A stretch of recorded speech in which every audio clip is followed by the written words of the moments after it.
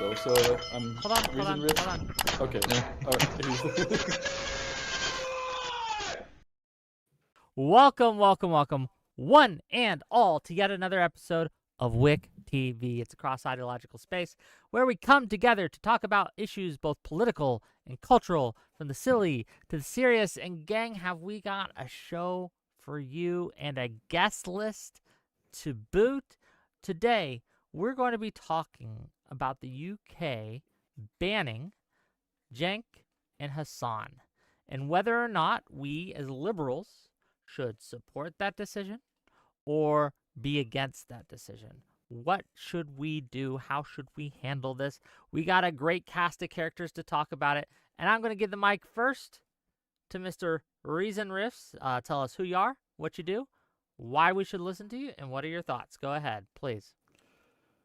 Yeah, I'm ReasonRiffs, and yeah, thanks for having me on the show, Wick. I write for the Pragmatic Papers in my spare time. I also like playing music. I do long distance rides across Europe, Near East Asia, and I'm also a physicist, theoretical physicist, researcher.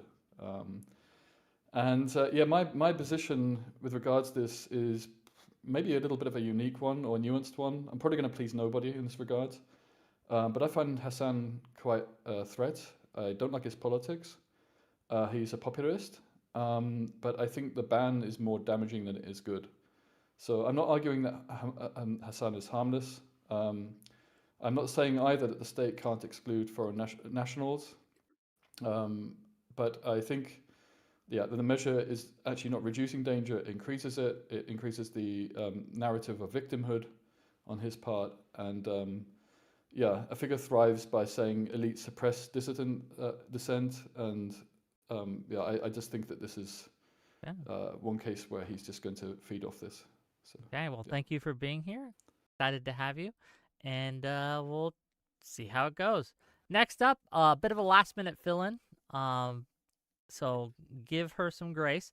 Astrid, hello. Hi, yeah. So basically, I'm Astrid. I'm a software engineer. I'm currently unemployed right now, working on that one. But my stance is that I am very opposed to the to Hasan being banned from the UK, and my reason for that is that it's a very slippery slope. I feel like we constantly, as a country, we've been using this to stifle free speech, and the mechanism should be there to protect against actual terrorists, not people who, even though their politics is not great, can actually like harm the country, and can't actually really harm the country that much. Like Hassan, although he's problematic, he's not a terrorist threat. Like, he was going to speak at the Oxford Union, and he was going to talk to like Zach Polanski. Like, he's not going to like cause any damage to the UK. He should not have had his visa revoked. Hey, thank you for being here, and I'm excited to get into it. Well, next up, no stranger to my show. He's been on a few times now. Kraut, please. Sorry, had to unmute myself. I'm Kraut. I'm a YouTuber, which is basically glorified unemployment. I disagree with the previous two guests on your stream. I actually approve of the fact that Hasan Piker has been denied entry to the United Kingdom, and I believe that he should be denied entry to the wider Schengen area in Europe entirely. But I guess we will get deeper into that and for why I believe that, etc. later on. Well, thank you for being here, and yes, I guess we will get into that later on. Appreciate you, man. Last but certainly not least, the box himself, Lonerbox. Give it a go. Yeah, I think there's been this kind of increasing issue that we're kind of seeing backfiring now, is that liberal societies tend to just kind of like spoil people a little bit compared to any other form of society. Like, we offer more freedoms of travel and speech and everything else compared to just about any other society that's ever existed in the last like hundreds or maybe even thousands of years. Definitely more so than the regimes that people like Hassan support. And then we get in a situation where something quite benign, I think, gets revoked, which was not a visa, by the way, it was an ETA, which you can, your approval process for an ETA can take about between 1 and 3 days. It's very, very quick. I don't know if going through a visa and like a proper vetting process might have saved him, but given some of his behavior, I think there's plenty of reasons to think that there would be not much to gain from allowing someone on this kind of like visa waiver program for what, £20 and a very fairly quick process. I think it's quite telling that this debate didn't really come up when last month we blocked 11 people through, I think it was mostly from ETA denials, for wanting to attend a Tommy Robinson rally. We've been doing that for quite a while, actually. Lauren Southern was someone who couldn't come to the UK. And then a lot of these people are, some of them are, a lot more inflammatory, but some of them are quite similar. A lot of these people are like right wingers, or definitely, ironically, a lot of very pro-Israel people who don't publicly incite riots, who don't publicly call for violence or anything like that, but they cause a stir up, and they cause a stir up in the sense that they can be seen to support things that at this moment in time are just not very conducive to what's good for the UK or for like European countries in general. So I think with Hasan, there's been quite enough evidence of him doing that. With Cenk, maybe I'm a bit less sure, but I don't think it's like a drastic waiver. And as for the victim mentality, they're going to do that anyway. Like, I don't really know why that would be any kind of grounds to not revoke this from him, but we can see. Well, let's get into it then. Reason, I believe your claim was that it was doing more harm than good. Why don't we start by elaborating on that, and then we'll open discussion and get into it. Go ahead. Okay, well, there are two wings to this argument. Firstly is the increased exposure. Sorry, I just had a massive explosion. Okay, it's fireworks, fine. The increased exposure that he's experienced. Actually, could you show that first, that plot of the two graphs? Give me a second. So I was looking at this Google analysis on search terms for Hasan Piker, because we have two good test samples for this, right? We have the 2024 when he came for the Cambridge meeting, and then he was coming for Oxford this time, right? So okay, Can you guys see it? I got it up on my screen. Yeah. How do I? Okay, now I can hear myself. Okay. Yeah, so this is the bottom plot here was from the 2024, so it's normalized to the highest point. And the funny thing is, the highest point wasn't even when he came to the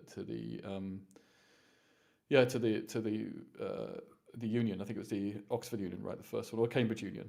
And there's some clips around on the internet about that, but it didn't really make a huge splash in the water. Whereas now he's become a massively searched guy in the UK. So even without the victimhood discussion, he's been exposed. I think even my mother was asking about him now. Actually, you could also, while we're at it, show some of the headlines. I mean, there's headlines even yesterday, another Guardian article. This is all over mostly British media here, and Sky News isn't exactly a far left outlet.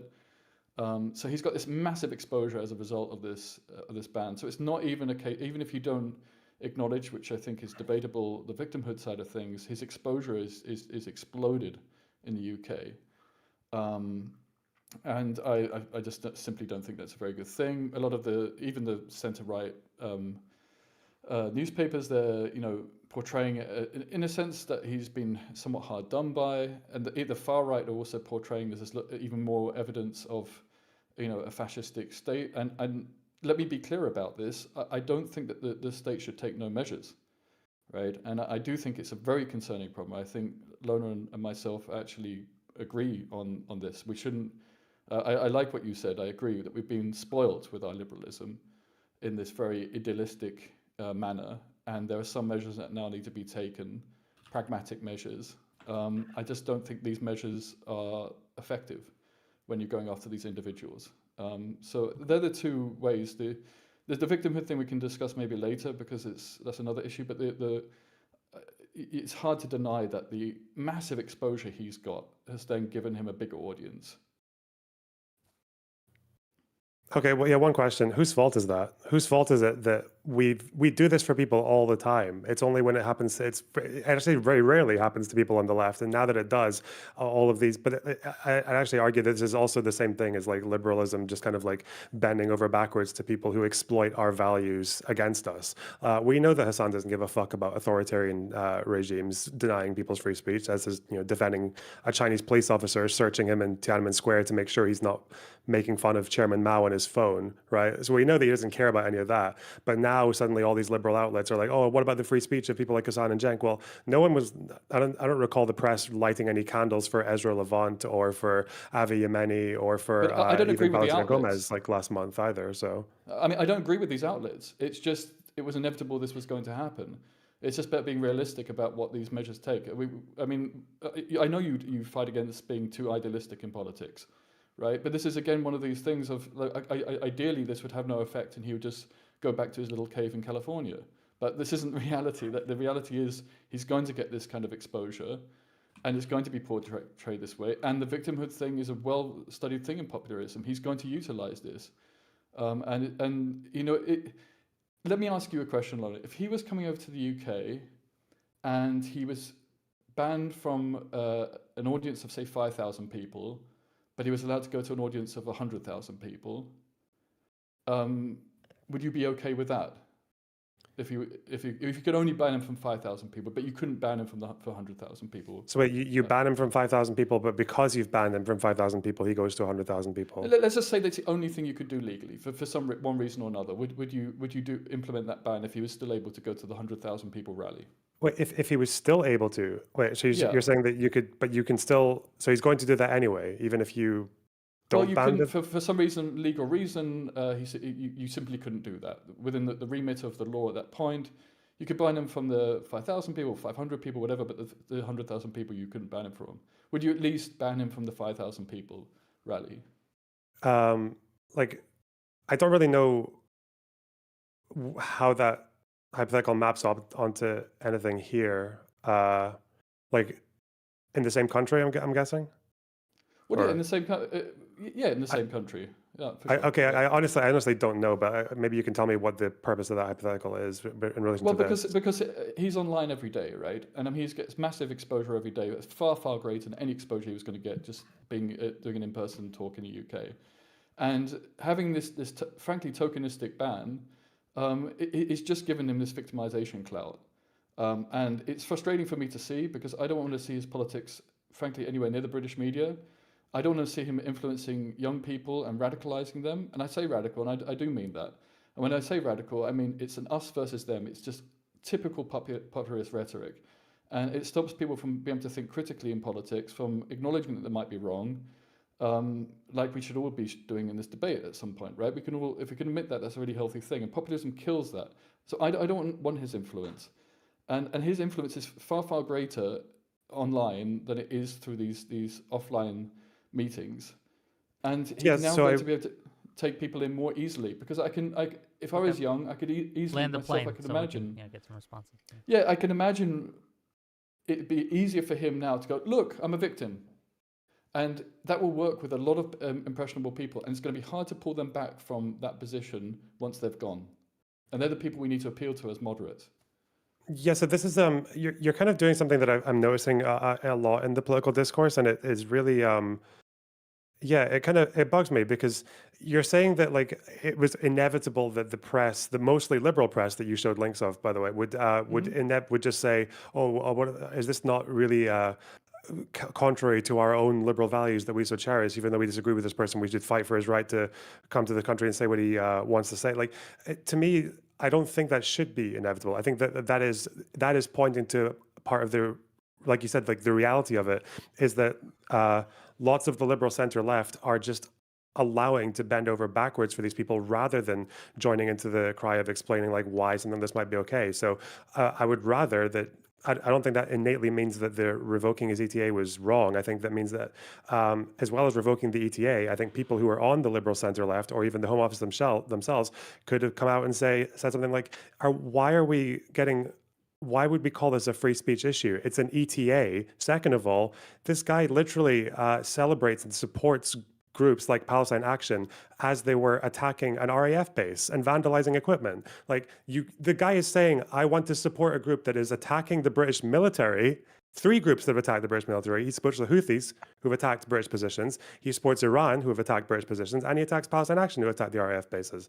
So the United Kingdom is saying, you have supported people who are attacking our military. I think it's okay to revoke a visa waiver from you, and that is not anti-liberal. That's liberalism hear just from, basically defending itself. Yeah, I want to hear from. I'll let you respond briefly, Reason, but Yeah. then I want to hear from Astrid, and then I want to hear from Kraut. That order. Go ahead. I mean, we don't disagree on an awful lot, but the order of how we do this needs to change. We need to repair then the media first. Otherwise, we shouldn't be surprised with the outcome. And what we would like it to be and what it is are 2 different things here. This outcome was pretty inevitable with how our media would react. And our media is a bit shitty, but that is the media we have.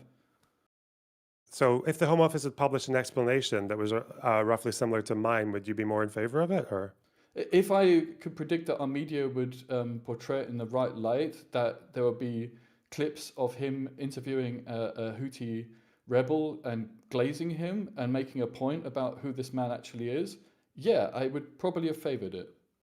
okay. But yeah, okay. We do need to get Astrid and Kraut in here, so we'll get back to that, I'm sure. Astrid, please. Hi. So earlier, when you were going through your initial points, Lonerbox, there were a few notes that I made, and I want to come to them. I think compared to the ETA stuff, so I think compared to Unite the Kingdom, I think the context was a bit different, because this is now I don't agree with those bans either. But I think when it comes to press coverage, it's a different context because this is very much speaking in official circles. This is speaking to like Oxford Union. They're very like renowned things. Whereas Unite the Kingdom was a march organized by someone who has a very negative connotation in the press, mostly rightly so. And I think that so far as that kind of changes how that's perceived. I think if the right wing people were speaking to the Oxford Union, that might change how the media perceives that. Now, I also think the Palestine action ban was unjustified, to be honest. And my reason for that is that I don't agree with their destruction of property, but I think that should have been treated as an individual action rather than saying that is a terrorist action. I think the arrests of people holding up signs was a deeply bad thing for free speech in the UK.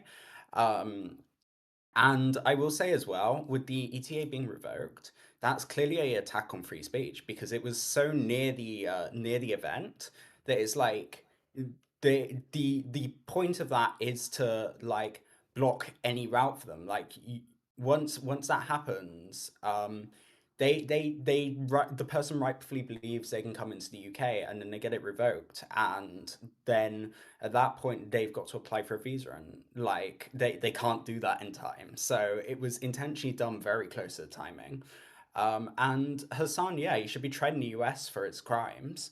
And like that should be used by the UK government to like handle visa decisions and things, like especially with the brothel stuff coming out, that should definitely be looked into by the Department of Justice.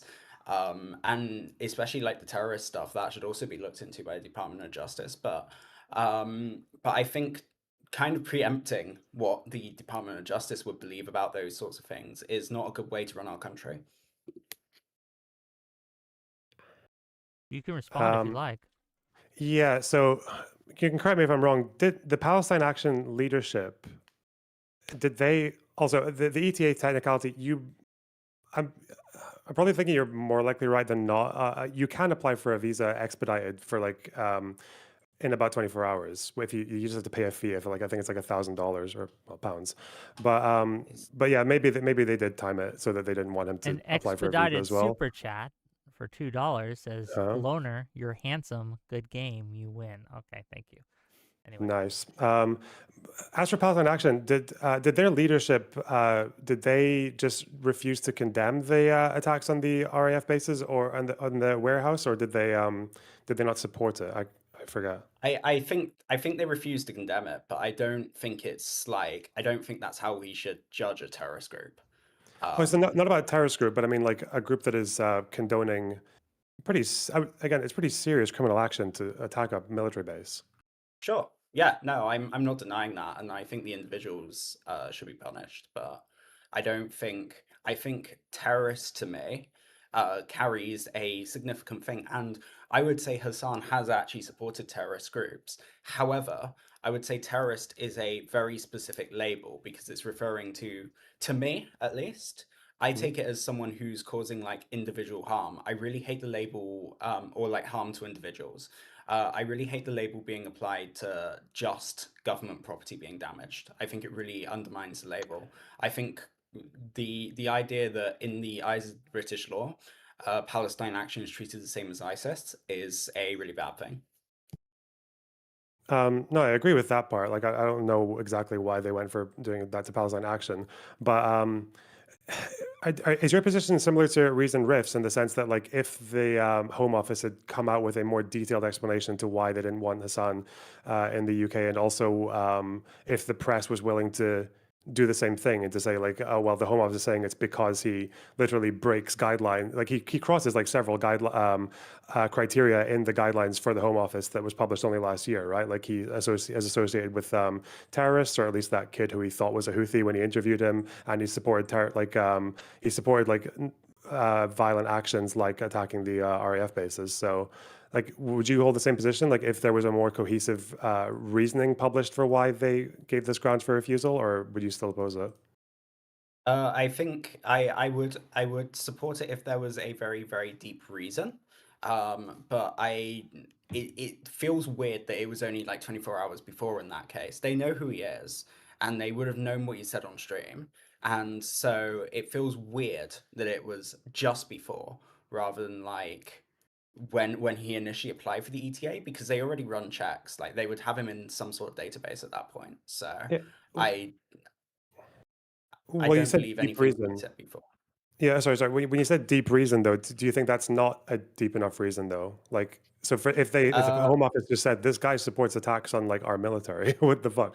If they had said that and just said this is why we're revoking it, this is why we just would rather not give this guy like a visa waiver to the country. I honestly, I'm actually kind of opposed to the guidelines in that case, to be honest, because I think that something so far as like that is now I disagree with it, but there was a lot of talk in the UK as well about it like being valid and things like that. I think that like that stifles free speech in a way because like even like Extinction Rebellion and things like that, right? I disagree with them immensely. However, they should have the right to come and talk in the UK about climate action and things like that, and I don't think their ETA should be revoked for that. Okay. Okay, so to be One clear, response, and we hypothetically, got to give it to Kraut, who's been so waiting to be very clear, to you, patiently. it's yeah, okay. To you, it's fair to say like it stifles free speech to say this guy Box Loner is preaching about how based it was to like attack a barracks in France, and France is saying we're going to deny you an ETA to come to the country. That stifles free speech to you, right? I think yes, unless there's a like direct threat to like a human or a group of humans, or like it really depends on the context of why the person's coming, right? Like if they're coming to speak to the Oxford Union, I think that's very different to like I'm gonna lead a protest, you know? Oh, Kraut. okay. Yeah, sorry, I'm just not very comfortable with interrupting people, so I don't like to interject as Now much. you have the floor. Um, Go ahead. Yeah, I think the point that Reason Riffs made in his last statement is very reasonable, no pun intended here, being that the British government did a very bad job in communicating the reasons as to why they denied him the ETA.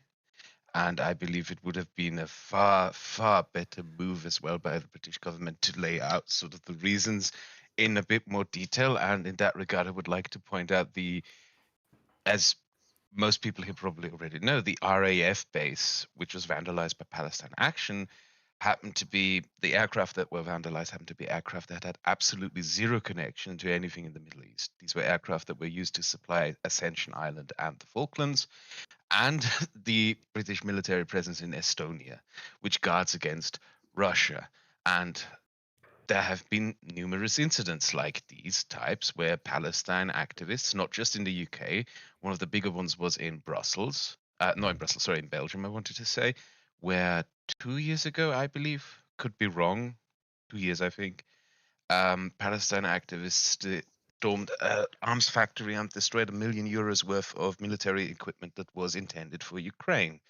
And last year, we had this incident where Palestine activists in the Czech Republic set fire to a factory that produces thermals for drones that are used in Ukraine.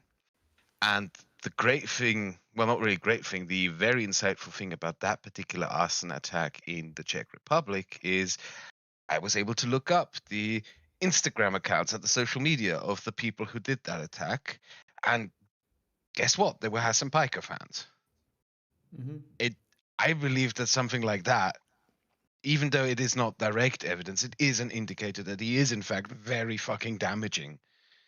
I mean, he does his streams where he tells people, oh, because of what is going on in Gaza, you should go out there and do things. He actually condones actions where he says, oh, yeah, you need to go out there and do these things. He actually, in fact, when the planes at the RAF base were vandalized, he told his audience, he repeated the lie that these were planes connected somehow to the war in Gaza when they were not. And he keeps doing this shit. He keeps doing this shit over and over and over again. I'm sure he has Machiavelli next to his bed. Yeah, and keep in mind, only yesterday in his stream, he repeated this sort of proxy war narrative about Ukraine, which is complete bunk. His entire community keeps repeating this narrative of proxy wars, of CIA coups that happened in Kyiv in 2014, etc., etc. And I believe if you list all of this up together, you can actually make a very coherent case that he should be denied entry, not just in the UK, but in the entire European Union, because he indirectly or maybe even directly supports an adversary to Europe. He supports the Russians in their war. And it says something about us, doesn't it? It says something. Sorry, really quick. It says something about us that we as a country just allows this, like, that we're okay with this like terrorist fucking monkey as long as he puts himself in a fucking suit and says it to the Oxford Union, like the great university of the United Kingdom, along with Cambridge. Like we get to say but that's been more of like a boiling frog issue because we've normalized allowing people to behave like that for so long that now it just feels like, oh, we're taking something away. Yeah, it's annoying. Fuck. Sorry. Go ahead, Reason. Oh, and thank you for the gift, 5 gifted memberships. Really appreciate you, True Striker. Go ahead. I mean, the hypothetical I agreed to in regards to what Lona's point about if the whole media, because frankly for me, it would really have to take, including like Navarra media, these outlets, because they're also important too, would have to really have a fair and honest discussion about who this man is. Is this frankly unrealistic? So even though I agreed to that hypothetical, it was in the sense of, well, okay, but this isn't really how we can imagine this happening. What I'm arguing for is I'm entirely on board with the point you've just made, Kraut, about the danger of this man. I entirely agree with you here. There's nothing you've said I disagree with there. What I'm saying is to mitigate that danger may not involve just this very crude method of banning him. It's like trying to, put a screw in with a hammer. It's actually going to cause more damage than it actually helps repair. I mean, there's this massive elephant in the room, which are the platforms. There's this massive law that exists already in the UK, the Online Safety Act of 2023. So the framework is already there for going after the platforms, where he has daily spouting off this stuff to the UK audiences, causing that damage, making the youth more extreme, which promotes these actions, which I entirely agree with you, Kraut. So if you would recognize at least the ambiguity that this may have actually increased his support base, or at the very least doesn't do any good to reduce his support and his impression on British society, let alone America and everywhere else, would you then be open to the fact that this may not have been a positive thing in terms of mitigating his influence? Should I respond or should I let just some dev respond first go- because she lifted her arm first? No, you can before me? respond. Okay. I'll get to Astrid when we can. But no, he's addressing you guys, so you guys get a chance. I disagree with you in well, kind of disagree with you in the respect when you argued that this ban gives him just more exposure for him to do more propaganda. I believe I would counter to that. It would give him more exposure to just spread his propaganda if you don't add up onto banning him why he got banned. And this is where I think the big mistake was made by the British government for not making it more clear for why that happened and putting the burden of explaining why he should be banned on people But like that was us. inevitable. I mean, You it think? was kind of. I think so, and instinctively, I want to feel happy about it because I don't like seeing Hassan succeed. But rationally, and the research I've been reading over the past year on popularism and how it works, I realize this is actually potentially fueling it. And this isn't just about Hassan. I'm talking about the far right nutcases that want to come to the UK and go to their tiny little marches and look stupid on television. Um, we need to go after the platforms, and this is just a distraction. It's an excuse not to go after the platforms as if governments are doing something. And the platforms are still there. They daily provide stuff there. You see what's happening on X every day, for example, It's right? very difficult to do with Twitch because I myself am entirely new to this streaming thing as well. It is exhausting because the average streamer streams for 8, 6, 7, hours a day. And one of the sort of benefits that they have by doing this as their format is like when I make a video, I have to sit down and I have to carefully write, and go through like whatever is in my videos, whatever mistake I make can always be like very impactful on my reputation. But with a streamer can just keep babbling, and very few people have the time to go through for all of this. And it just keeps sort of, it's like a forest, you know what I mean? When it just keeps piling on and on and on. So if you say like you have to go after the platforms, Mm-hmm. like Twitter, for example, doing the thing where you can add the corrective notes under tweets, right? Where the community notes, etc. It's very difficult to find a way to do something like that with a streamer. The way that streaming just functions, I have no like I know what you're talking about. I frequently get this frustration as well with when I encounter subscribers, viewers I should say, of Hasan Piker who insist that, oh yeah, he's pro-Ukraine, and just do not know, just completely either ignore or overlook the various clips that there are of him pushing Russian propaganda and the Russian war narrative. Yeah, I also don't have an answer how you would improve that on their This platform. Do you force Twitch to put a community note over his streams, over his streamed clips? They should face actually their service being curtailed. It's even already in the British law. Business disruption services measures for persistent or serious non-compliance Ofcom can pursue stronger measures, not just financial measures. It's just not being implemented. And we know why, because they're scared of going after these platforms because they're big businesses. But Europe at least fined what, a couple of 100 million X. It's progress that, but that needs to happen a lot more because otherwise this 100,000 person venue is open all the time, and we're just knocking down the 5,000 person venues, which makes little difference. Sorry, Astrid. Sure. No, you're fine. But before Astrid goes, let me get through some of these super chats because I do need to make a little money. $10 from It's Vishy to say, not sure why the UK government would want to approve of 2 far-left content creators to enter their country to attend an event where they will bash said government. I approve of ignoring Cenk and Hasan. Thank you for the $10. £2 from Dottie Girl. Shout out to the wonderful UK accents. Thank you for the £2. £5 from Lucifer. It's not a ban. It's an extra check. Why would we not want to do extra screening for someone who public shows support for enemies of the UK government? And then finally, $7 from Big Leafy Tree. The mistake was the UK government not doing a content nuke alongside the ETA ban. Well, thank you for that. Go ahead, Astrid. Give us what you got. Hi, yeah. So I was gonna say, so far as Palestine action, like, yeah, they went after the wrong people, and like, yeah, the plane they were going after was not intended for Palestine or anything like that. Sure. Although I would push back a little bit on that, and I would say that I hate to defend Palestine action, but in this instance, I've got to a little bit. I do believe that was intended as a point against the government more than like actually that aircraft. Now, Hasan was definitely going for a narrative that that aircraft was going to Palestine and whatever. But I think from the eyes of the people actually doing the action, I don't think they necessarily cared if it was going to Palestine. I think it was more the government was doing that to like make a point there. It doesn't make it right, but it kind of changes the context of that, and it makes it more of a political one.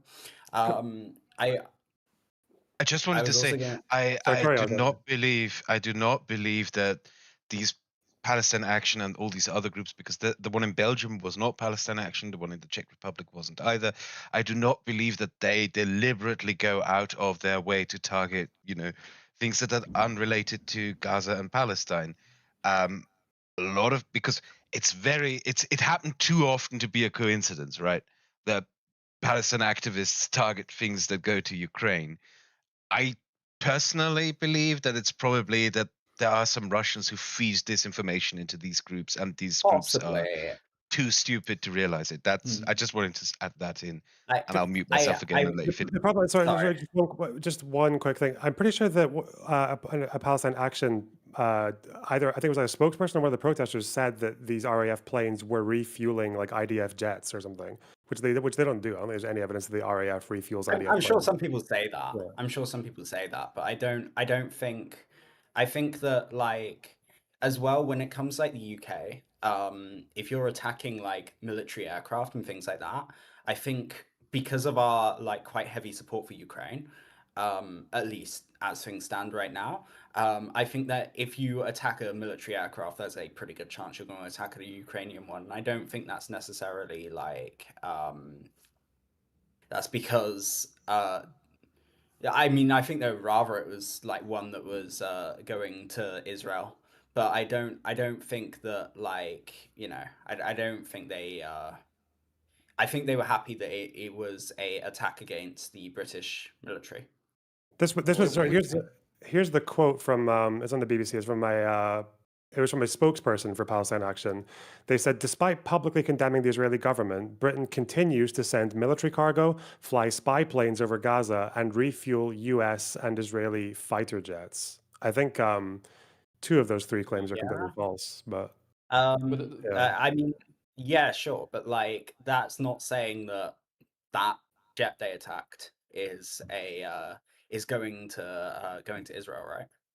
I mean, I find it insane. I'm sorry. It doesn't matter where the hell it's going. It's a terrorist attack, actually.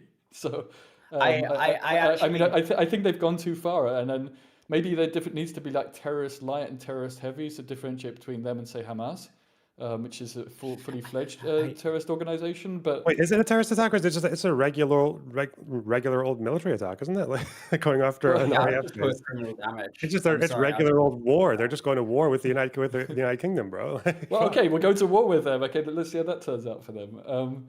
Like I certainly personally don't disagree that these groups are really concerning, and I mean this is a physical attack in the UK. It's just different from Hasan going out and spouting nonsense and hopefully completely losing a debate if he'd gone to the Oxford Union.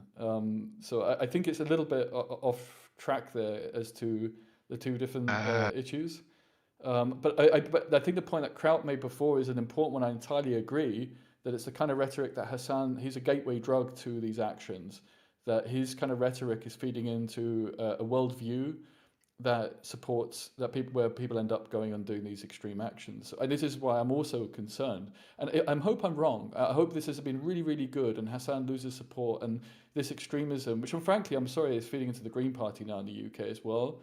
And Polanski has been very, very mischievous in how he's spoken about Ukraine. At first it was he supports Ukraine, and then he supports it militarily, he said once, and then he's kind of gone back on that. I don't trust him at all. And I think that politics that's going on in that party at the moment is symptomatic of people like Hasan having an influence. So just to reiterate this, I want to minimize his influence. And it's a question of whether this action helped minimize it or not, for me personally. Is it safe to summarize your position as they didn't go hard enough? It wasn't strategic enough. They went hard and they went soft in one area, which has actually just made things worse. It's a bit like a military strategy where you kind of give away your position, and it just looks weak, and you don't go after the weak points in the front line of an enemy. And I think it's spouted off all this stuff over the media. I'm sorry, it was predictable that the media is going to be spouting this off in this desperate way. Far left media makes him out to be, some kind of hero. The center ground is going to say, hey, what's going on here? The far right's going to say, look, we live in a fascistic state. I mean, even though these laws predate this current Labour government, it was predictable. It really was predictable. And I know the feeling of thinking, oh, great, Hassan's been hit. But in the end, you just see a massive spike in him being searched for on the internet. You have my mother asking about him. It doesn't feel like it's actually being effective in reducing his support. So really, you're on our side. You're just being fancy about it. I don't think he is. Sorry, I know definitely you had your hand up. Sorry. I don't think he is. But I know Kraut wanted to say something. I know Astrid wanted to say something. So Kraut. I think that, yeah, sure, it brought him more attention to the news, but does that necessarily have to be a positive thing? It could be just as well that people look up, why was he banned from the UK? And in their searches, they end up in places Have a look at the articles. where people explain. Yeah, no, the articles are just like crying over him. Yeah, the BBC. Yeah, all these the people are just articles. like, exactly. are we they're crying forsaking our about liberal it. values? They are. For now. But now that there is more attention on him, the idiot was dumb enough to just yesterday talk about how Ukraine was supposedly a proxy war caused by NATO. That clip is now out there, and maybe his You'd new hope audience so. saw that, and maybe that makes people question a little more. I do hope so, and I am don't believe it, optimistic but I that a hope lot so. of people. I am more optimistic, I guess, than you, that I think that some people are able to critically observe something. No, but I can see an maybe- alternative. I'm not blackpilling here, right? Literally reading through the British law today, I was thinking, wow, you're gonna have to really build this whole massive framework that doesn't exist. It's almost there, like with some of these laws. The same thing in the EU and the finding of X. It's like we're running a marathon here, and we're 5K from the finish line of actually being able to implement laws in a stringent way that will force the platforms to say, hey, I don't want a guy who's spouting this stuff off every day because I'm going to get my bandwidth throttled in this country. Torrenting is banning. They ban websites. Websites are blocked in the UK already. This kind of threat could be posited as a form of punishment rather than the financial threat. But the framework of the law is already there since 2023. Go ahead, Astrid. Yeah, so I was going to say that a couple things, one on the Online Safety Act and one on Palestine Action. I would say so far as I think the attacks, they're criminal damage, they're despicable, and the group should be condemned for it. However, I wouldn't go so far as to say it's a terrorist attack. I think terrorist attack to me, you don't necessarily have to claim lives for it to be a terrorist attack, but you do have to damage something that has a very good chance of claiming lives, in my opinion. Now, I'm sure there's like different definitions, and you can pick one that's like not that, but that's my opinion. A terrorist attack, it has a certain imagery to it, like 9/11. They went in to claim lives, right? And obviously with the jet, they weren't claiming lives with that. I don't think anyone's like claiming that. And I'll say as well, I'm opposed to the Online Safety Act on like a number of levels. There are positive things in the Online Safety Act, but I'm opposed to it so far as it's the UK trying to assert their sovereignty on like many different countries, especially US countries, especially US companies, sorry. Like if you look at like Preston Bryan's Twitter, I think that's his name.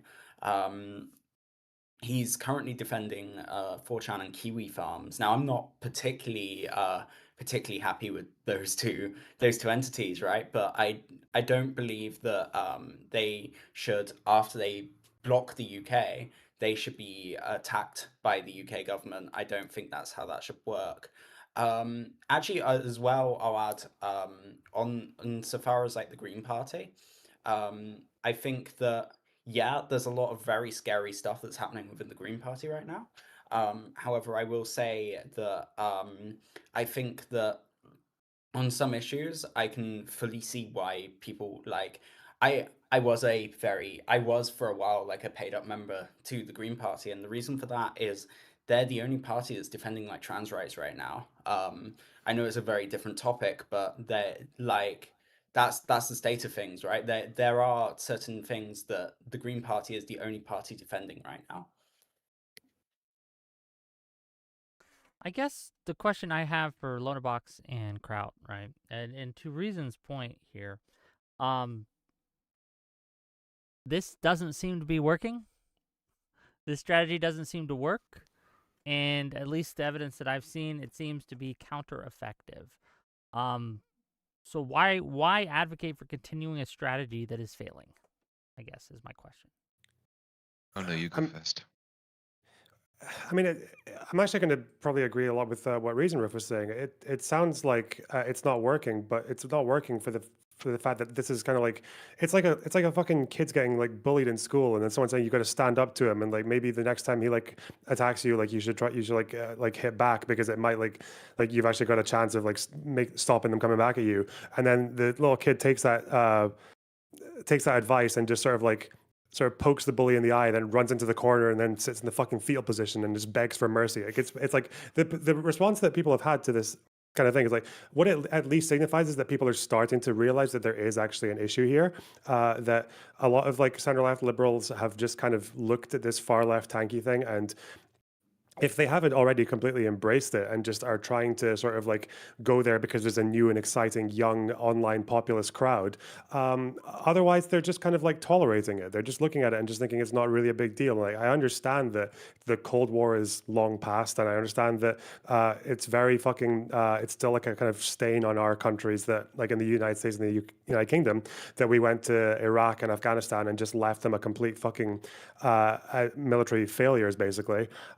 So people just feel like anything Middle East now that we're involved in, we should take the opposite side or whatever. Like I get these problems, but it's basically allowed a foot in the door to people who hate these societies that they live in. Like they want these societies to fail. Like again with Hasan, it's not like I'm not exaggerating when I say that he supported 3 different movements that have attacked British military, right? So, like he wants these societies to fall. He would sooner arm fucking Hamas than he would arm the United Kingdom, right? So it's like.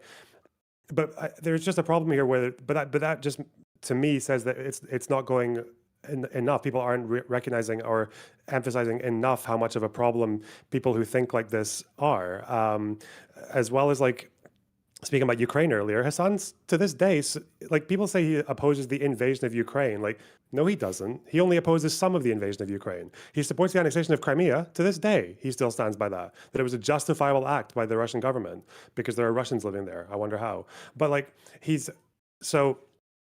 yeah, I do think there is this issue where like center left people are just allowing this sort of like cancer to rot us from the inside. Like I understand that like McCarthyism was really cringe and everything, but I feel like there's just been so much overcorrection that we have this problem now where everyone just seems to think like, oh, well, we're not going to light any candles for right wingers who get blocked from the UK, but as soon as like 2 left wingers do, and then now we're going to like fill the mainstream liberal press with headlines about why it's an affront to free speech. It's ridiculous.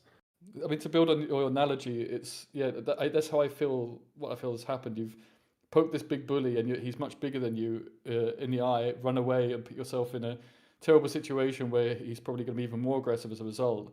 The more intelligent thing would have been to find a way to persuade his friends so that he ends up on his own and loses his power in the playground. I'm not talking about lesser actions. I'm not talking about the status quo. I'm talking about more intelligent actions.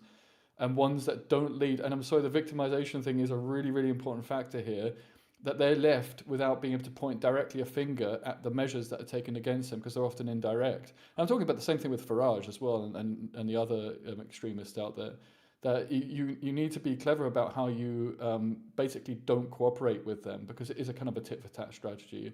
And so the rhetoric isn't so aggressive on top. The measure doesn't look like it's really pointing directly at them, but it hits them even harder than these kind of brute force measures that are going after these individuals. And it's a lot to do. It's also to do with the conventional media, not just the new media and the platforms. But there's an order to this. If we don't go after that first, maybe after that, then these bands of individuals can help. But I mean, look what happened in the end. I mean, it sounds like you're possibly agreeing that in the end, the consequence hasn't been particularly good. If you look at the articles that have been written and the consequence for Hasan's support. And so we need to find alternative ways, not just say, oh, well, nothing works and let's go and hobble in the corner like the kid in the playground. Go ahead, Kraut. To what you earlier said to me, Rick, I believe when you asked these tactics haven't worked, why use them now? I honestly believe that that there wasn't really as much of an opposition to Hasan Piker and what he does for several years. Like, I have to confess personally that I didn't like him for years. I didn't like him ever since he became prominent. I always thought he was an idiot, but I ignored him. I pretended that he didn't exist for years of my content creation, and he only really popped on my radar in a way that I couldn't ignore him anymore was last year when one of his orbiters had me swatted. It's not something that is like a lot of people just ignored him, and now he's this big powerful creator on social media. And in terms of like tactics that work or don't work, I want to be honest that we're only really just beginning to counter what he does. Or at least I am. There might be some individual creators out there who have done it for a few more years, but it's really just only something that is starting. And I will admit, yeah, it sucks that we are probably going to, because if you fish around in his corners of the internet, it's a lunatic asylum. It's a Stalinist lunatic asylum where people tell you that the Holodomor didn't happen, that Stalin did nothing wrong, that South Korea started the Korean War. Complete madness, just from top to bottom. And it's unfortunate that we are probably going to spend years de-radicalizing these people. It's unfortunate, but we'll have to do it. It will be done. The facts are on our side in this matter. I'm going to say. So I think it is possible, and that we can do this. So that's my counter to you. That Sure. we're only really just starting. Yeah, but into one of the this. reasons that they have, and I see Astrid. Well, you know what? No, Astrid, go. I'm moderating. I got my moderator hat on, so go ahead, Astrid. I was going to say, like, I think as well, like, if you want to de-radicalize people, I think a better strategy to that is you let all the ideas out rather than trying to suppress some, and then you make your ideas more attractive. So I think right now, in the UK, a lot of extreme views are winning out, and the reason for that is the government's not working. The government's not helping people. I think if the government was better in the UK, people like Hasan wouldn't have as much strength here, and I think that would definitely tip things as well. Do you not think some situations? I don't want to make this into three. I feel like I'm somewhere between everyone right now, in a good way, and not metaphorically. Um, do you not feel that in some way that there may not be an easy solution for a government at this point in time in the UK, considering the mess that the Tories left behind? That they're I doing their best in many respects, and it's not being No, recognised. I don't think so.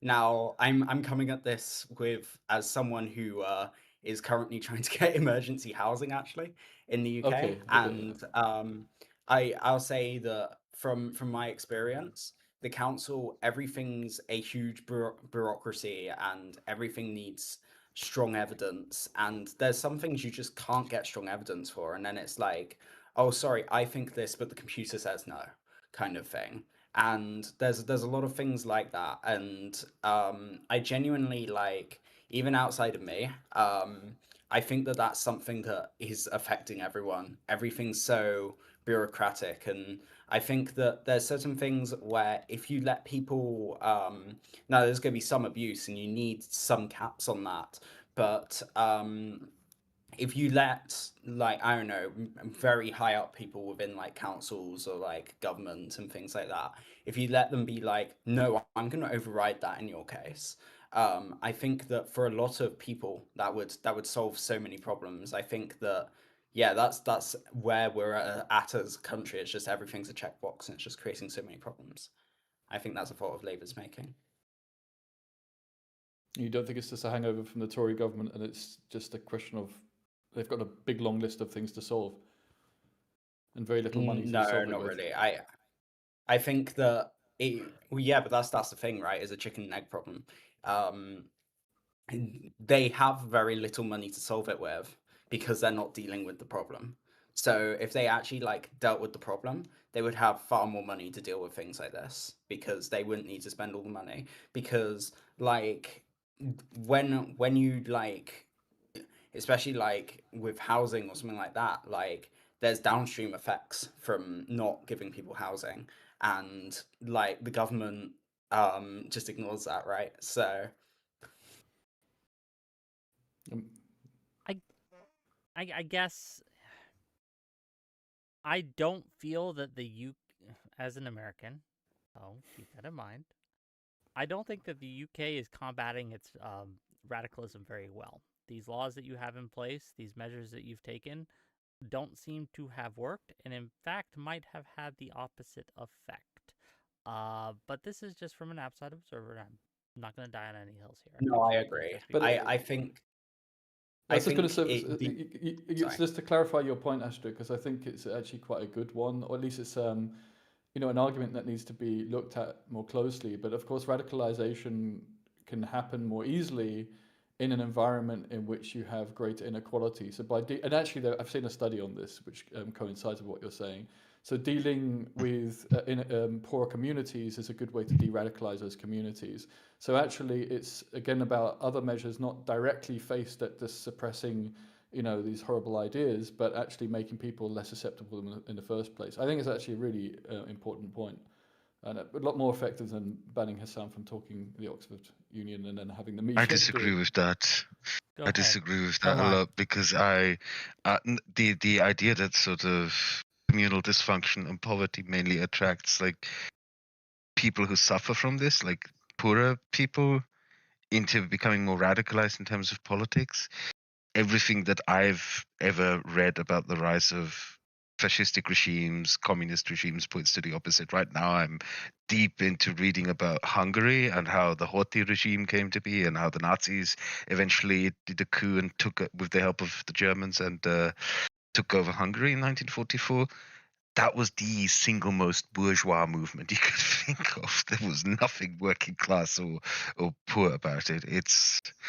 But it's not to say Most it's the only people, way at which it's a weak yeah. implication. I'm not saying it's the only way it can manifest, but I'm saying that when poverty does manifest, it's a gateway to people. Because let's be honest, what popularism is, it's a simple solution. It's wrong, but it's a really, really simple black and white framework without all the ambiguities, without saying, oh, the government may not be able to solve all the problems in one term, right? So it's really, really appealing the more desperate you are in your situation.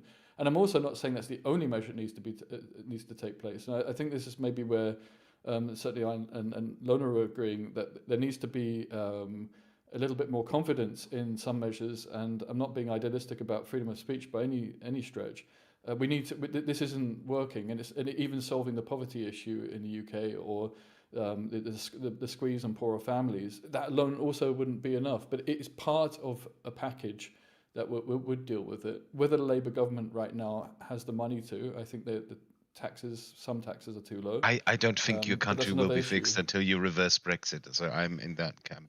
I think that there Again, isn't another really much another you could do. ingredient to a really nice Yeah. cake, but the cake needs a multiple ingredients. Yeah, Now I okay. want I think cake. we can compromise that. $10 from Lawson Harrison. The slippery slope of free speech and censorship is looking a lot less perilous than the path we're currently walking. Thank you for the $10. Some of these things are not free speech laws. That's something that a lot of people don't seem to understand, especially in the Anglosphere. Yeah, but I live in I live just real quick to the topic at yeah. hand, which is the ETA revocation, the ban, whatever you want to call it. That is a free speech issue. You would agree? Okay. Yeah, but let me give you an example. There's a guy currently rotting. Like, I live in Austria. There's a guy currently rotting in an Austrian prison for 17 years because he ran an illegal Nazi music providing system where he published Nazi music and made it available for people. He got charged with that thrown in jail. And I've seen a lot of like very far right corners on the internet. The David Duke corner sometimes like to call that censorship, free speech, blah blah blah. When you're charged for being a Nazi in Austria, you're not charged under hate speech laws. You're charged for treason.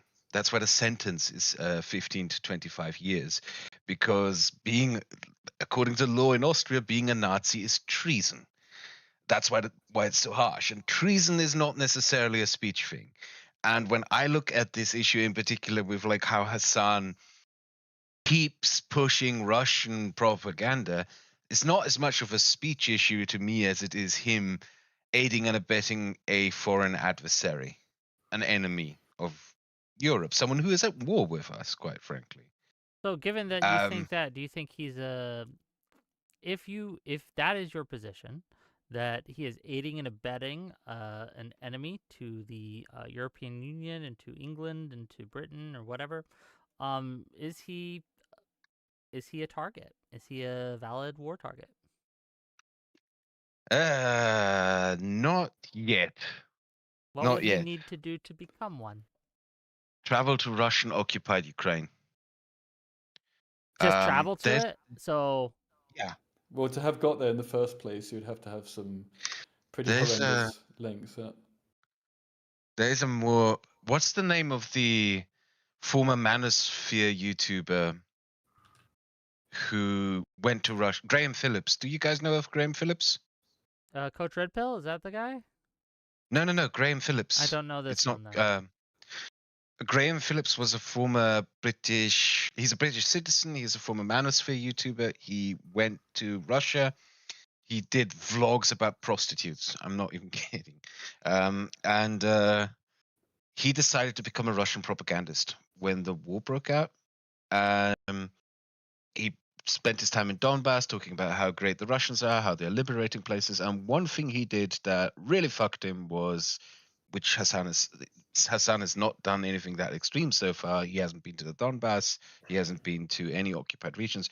One thing that Graham Phillips did was he interviewed prisoners of war, including British volunteers that were captured by the Russians. And that got Graham Phillips charged. I'm not sure what he's been charged with by the British government yet. And what Is that I an would international crime? I think it's actually a crime of international the law. the last British citizen who did something like that was hanged in 1949, which should tell you everything you need to know. Yeah, but I mean, in some ways, Hasan is more dangerous in this regards because he hasn't gone there, because it's not so Yeah. overt. I would make the argument that it is more adept. I would compare Hasan Piker to someone like Graham Phillips. It's not a free speech issue. It's aiding and abetting enemy forces, and you don't have to But pick with up his a gun. speech. It's both, isn't it? But with Yeah, his exactly. speech is the thing, and that's where it becomes a free speech issue in my mind. Yeah. Is again, Okay. what is it okay? I guess the overarching question in my mind is it okay for countries to stop someone from coming over if they are going to praise their enemies or criticize the war effort if they're at war? Is that an okay thing to do? Yes. I don't agree, but fair enough. You don't agree? I think Okay. I don't. Doesn't context matter there? Like, so obviously, say if you're coming to oppose the Iraq War, which is Britain like attacking a country, it's a bit different from someone who is supporting, like, again, Houthis or Iranians as they're targeting British military positions. Aren't these a bit different? Of course, context matters, but I do think that you should be able to, as a matter of course, criticize your country's foreign policy, and even if it's at war, right? You are at war with another country or another group or another entity, and you don't think that you should be. You think that you should give up or surrender. I think the citizens of the country should be able to say that without, or people should be able to say that without fear of censure by the government or having their visa or ETA revoked. No, I agree with that. Yeah, people should be allowed to say. People should be allowed to say we shouldn't go to war with Iraq and we should give up on this conflict. But it's probably a bit less likely they should be allowed to say, yeah, it's fucking awesome that you're attacking fucking military bases with people in them. But remember, when these Palestine Action attacks, not just the planes, they also attacked the security staff with hammers. The guy got a big fucking spinal injury and shit. Certainly, and punish the people who do that. But what about the people who incite it, who support it, who tell people that it's awesome to do it? Well, context. How are they supporting it? Are they simply saying things like, I think that these people have a point, right, when they are going against the government? Or are they saying, yeah, we love it. We love to see. They're saying it's fucking awesome, I believe is what Hasan said. They're fucking based, Palestine Action, when they were attacking those RAF bases. Astrid, you're begging here, so go ahead. Yes.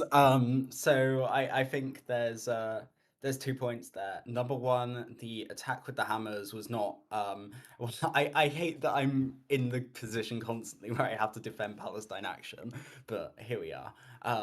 The attack with the hammers was not authorized by Palestine action. And number two, like it wasn't by them. It was by a person within like their attack, but it wasn't to do with them.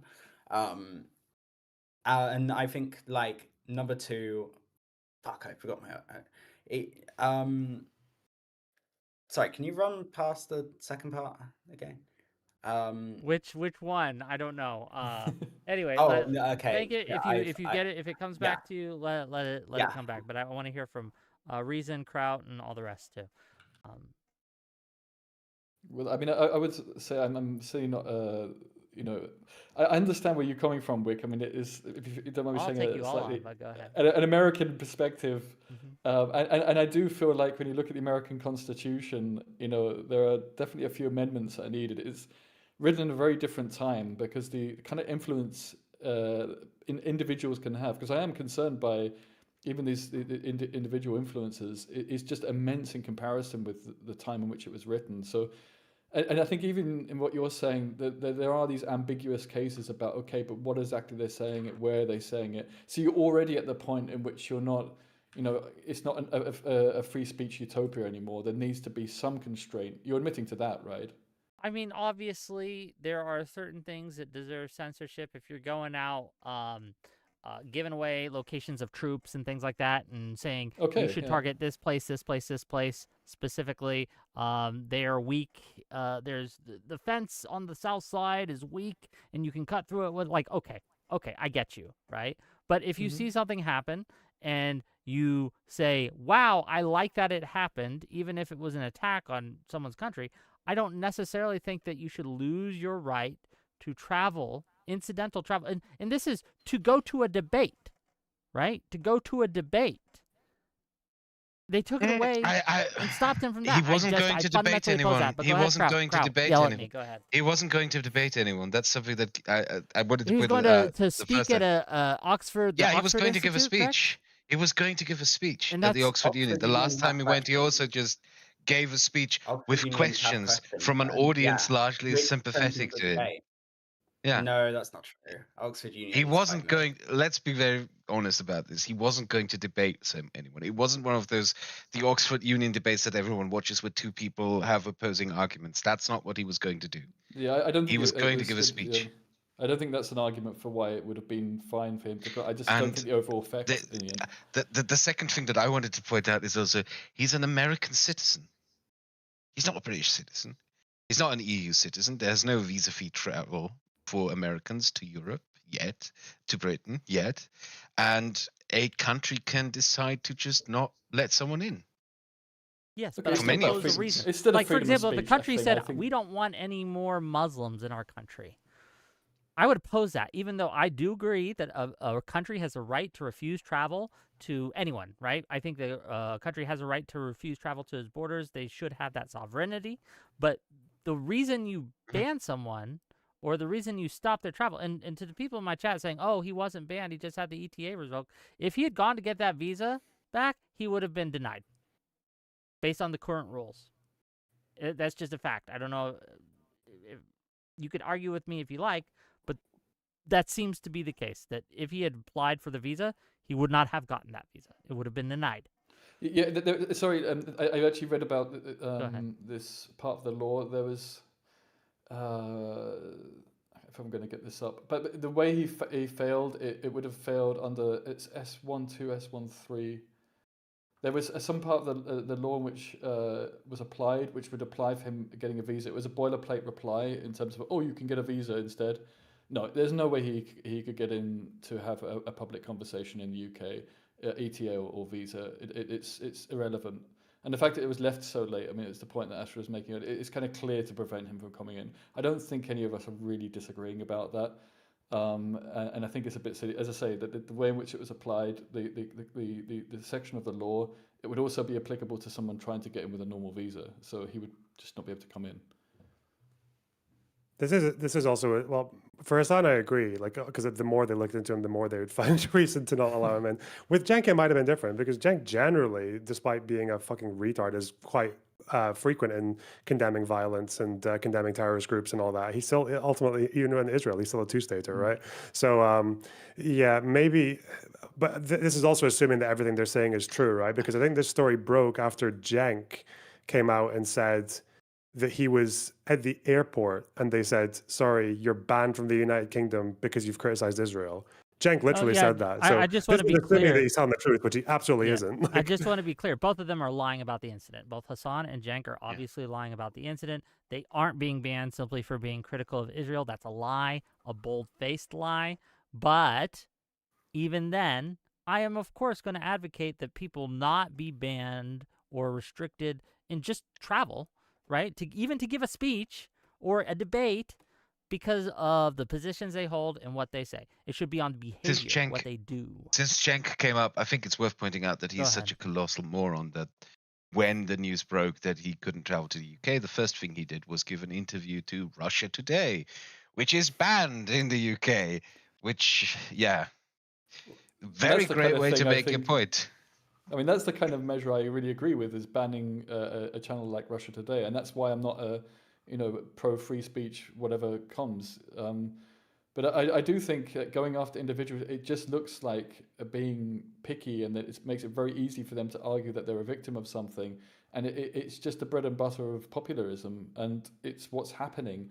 So I'm not free speech is kind of annoying a lot of the time. It's just like a lot of our democracy, a lot of our liberalism. We see all these idiots in our society. I'm going to sound like a really arrogant snob, and maybe I am, and maybe it's the truth behind it. But nothing wrong with that. We see a lot of idiots in our societies, right? And we think, God, they have the same right to vote as I do. I don't know if that goes through your head. And it's kind of a depressing thought, but the alternative is just ineffective, it's unstable, and it doesn't lead to good things. And so most of the time, that's true with freedom of speech as well. Even though often it can lead to some quite ugly things being said, so long as it's said in small groups and it's given a fair voicing compared to actually more meaningful arguments, which is what Ashley was pointing out earlier, that's fine. But when you have very influential platforms and influential people on those platforms, that's when you have to start curtailing it. And I think it's really the platforms are the only way to really deal with this and make them responsible for what's on there. There's a moment that all of this reminds me of, because I've been doing this social media stuff for quite a long time. I'm going to try to find a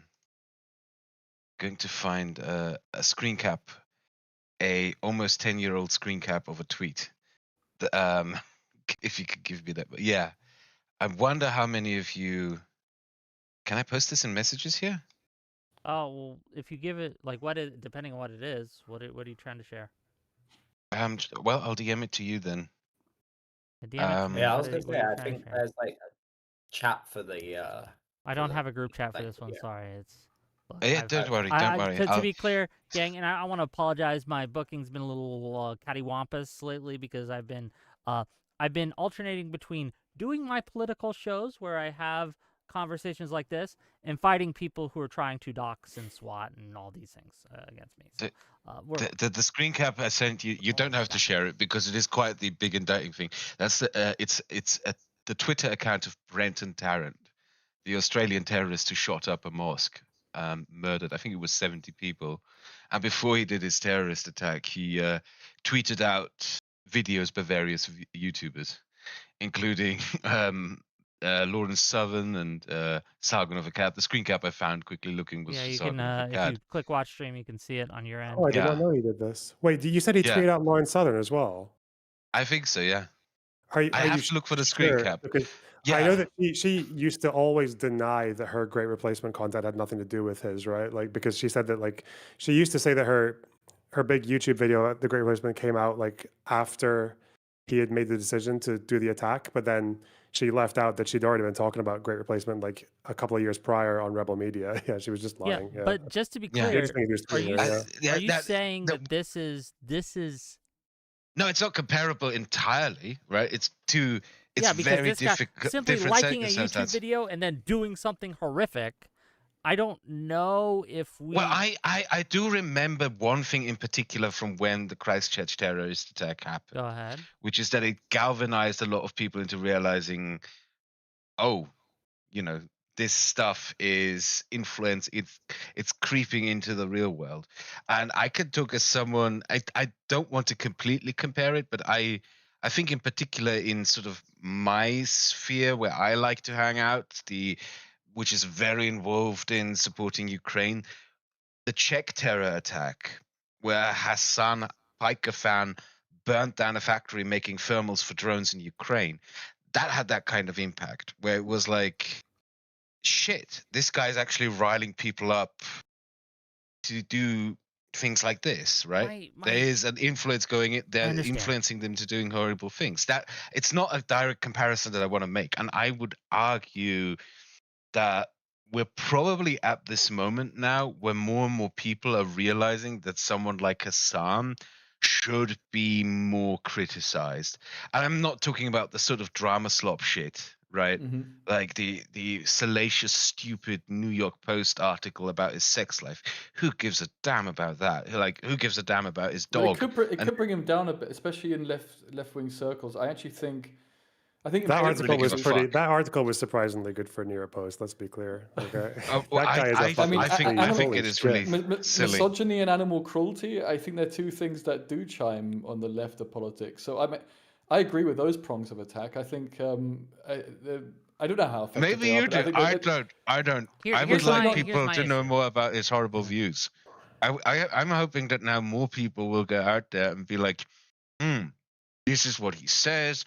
This is what he represents. And like make content like there's a YouTuber who I really fucking love. He's only recently appeared about a year ago called Conduit, who made this incredibly just this great video where he watched Hasan Piker for a week. I'm going to. Oh yeah, there's no group chat, so I can't post a link. Okay, I'll DM it to Wick again as well. Wick knows when. You can. Yeah. Is it a clip or something that you want us to see? No, it's an entire video. I'm not. We're not gonna Like, watch if you it have right time, now. you should watch it. No, we're not going to watch that, and that's not what I'm asking. What I'm saying is, I'm hoping that things like this, that content like this, will now be more the case. Not the drama slop type, but the type that goes like, here, this is what Hasan Piker actually stands for. This is what he actually says in his streams. These are horrible things. My Sorry. concern here.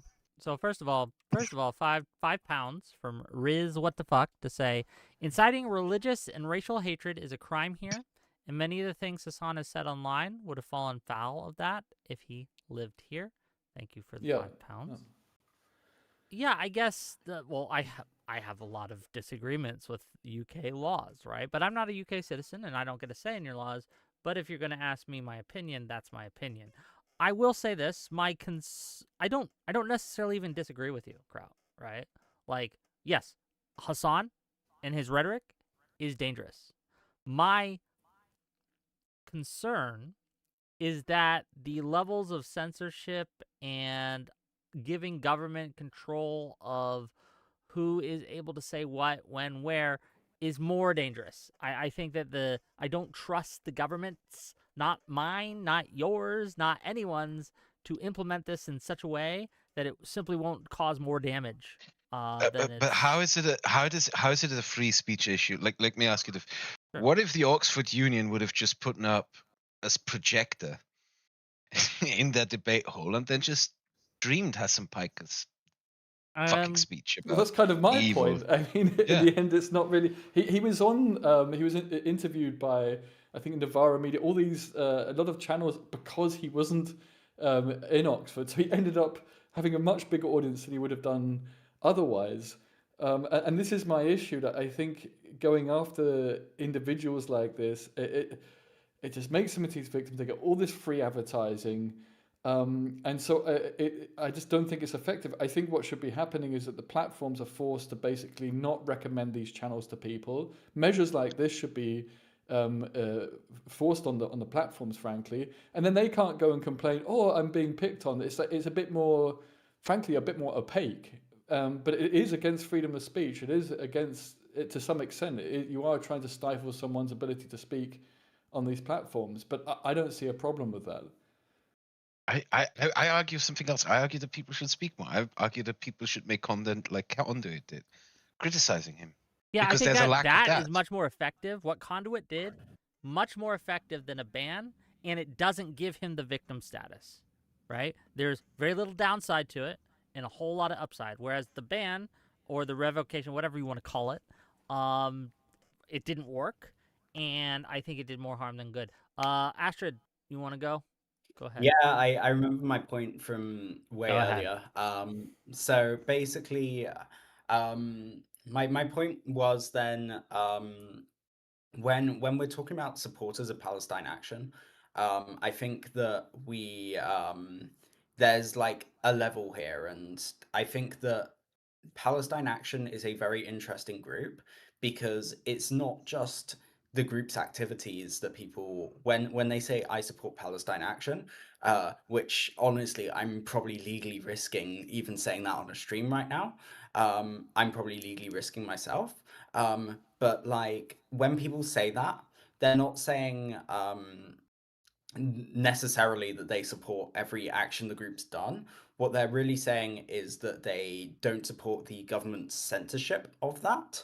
And I think it's definitely like the group and its supporters, like the supporters, the people that go outside and like get arrested for holding signs and things like that.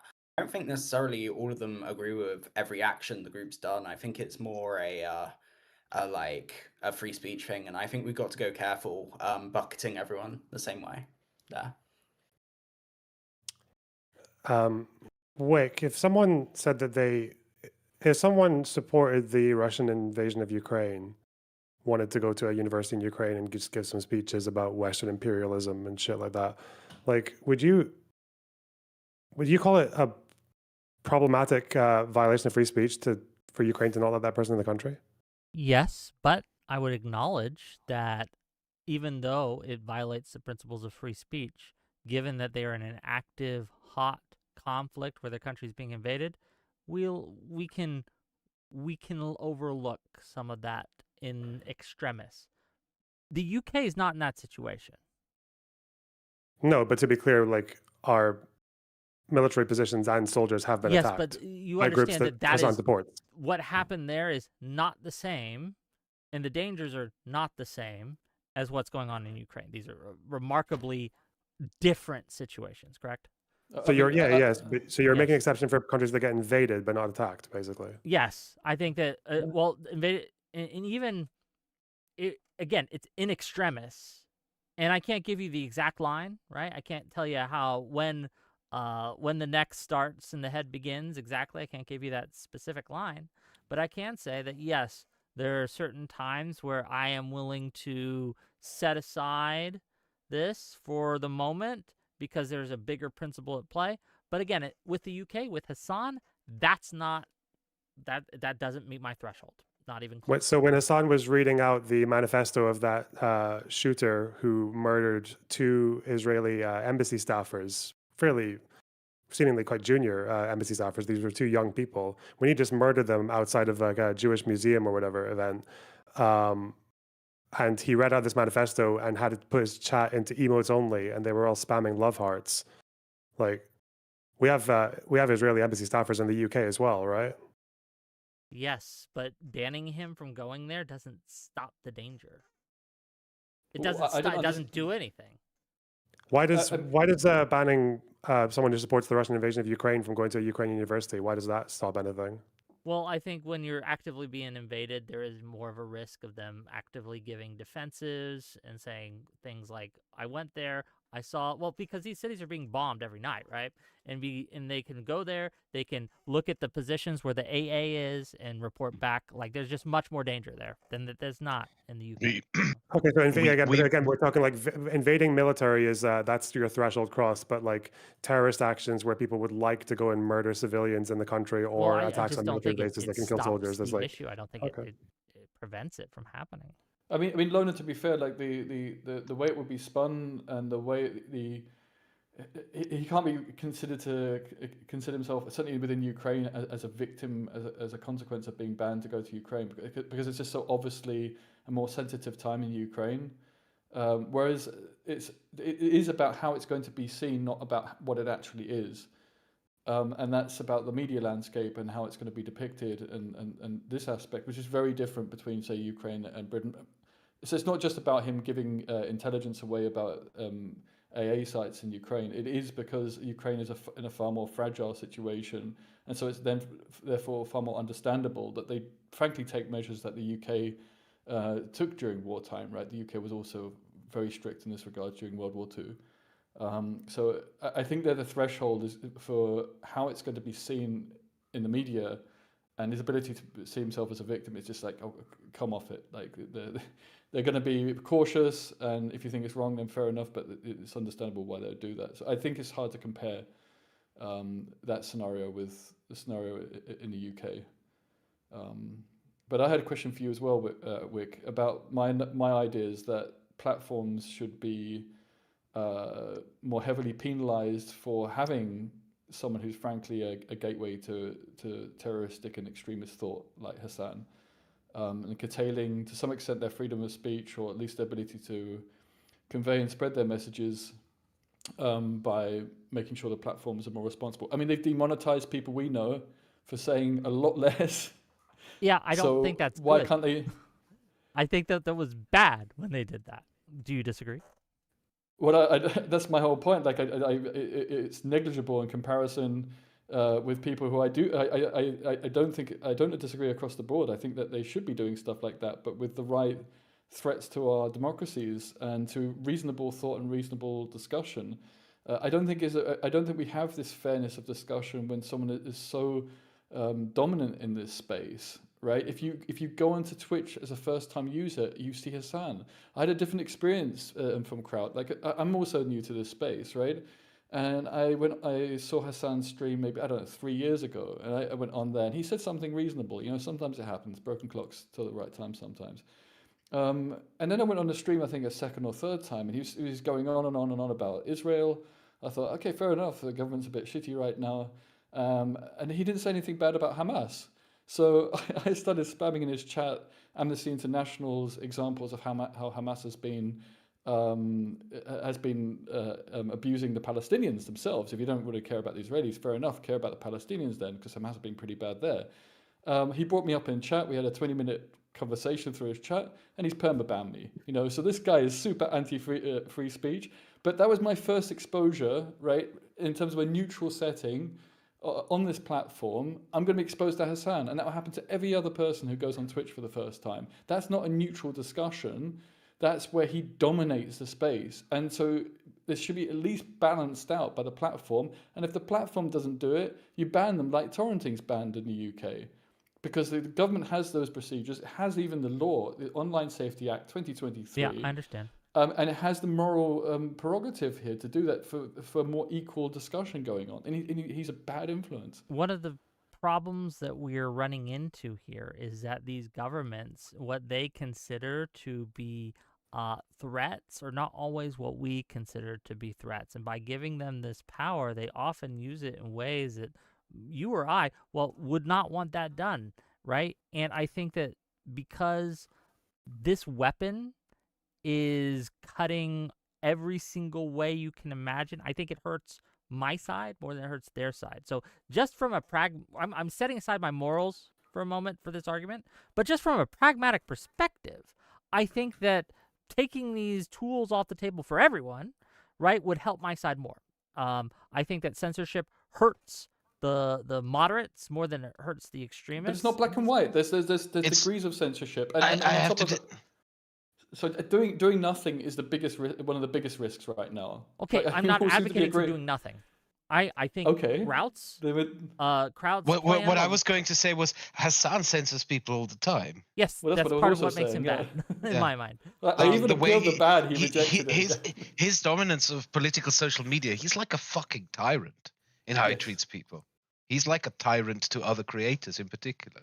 Yes. Like, I have personally talked to creators who basically live in fucking fear of him and his wider orbit. He dominates over people, dominates over spaces, and if you disagree with him on even one minute fucking thing, he will send his audience after you like a fucking horde. Yes. He blew up He blew up because I kept giving him evidence, and I said, look, okay, Palestinians deserve better leadership than something like Hamas.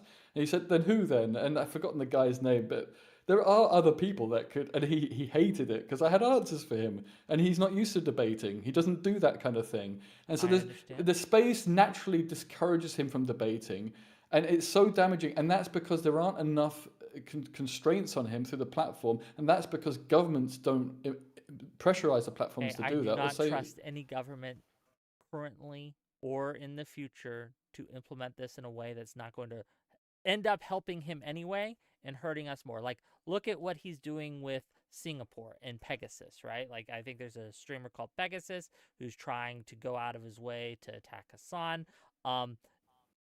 They have strict censorship laws there. He's using it to destroy Pegasus, right? He will simply use these tools that you built against you. And yes, he absolutely acts like a tyrant. He has, unfortunately, some connections to political figures in the United States.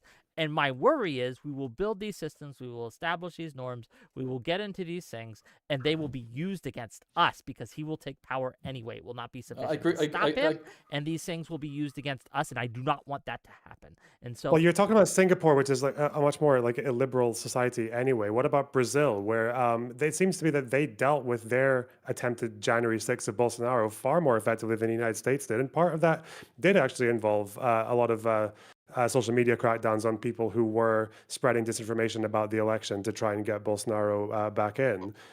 well, Whereas didn't look they at America, always? you got Didn't they your also like? fucking Also, insurrectionists back in office now. could we let Astrid speak Oh, before I yes. start to We fall want to asleep? address that before, right? So, because I don't want to leave that unanswered. This was, again, I think the most effective means, and it's been a while since I've looked into the Brazil thing, so forgive me if I get a detail wrong.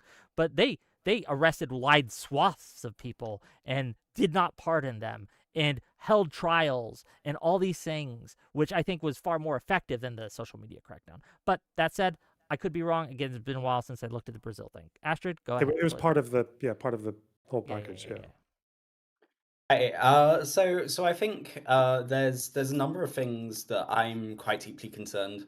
Yeah, on the Online Safety Act, I can't support it as an act right now as things stand. There are good parts to it, don't get me wrong. But there's the big problem for me is we're trying to push our enforcement of like our like how we want to handle internet safety. We're trying to push that onto American companies.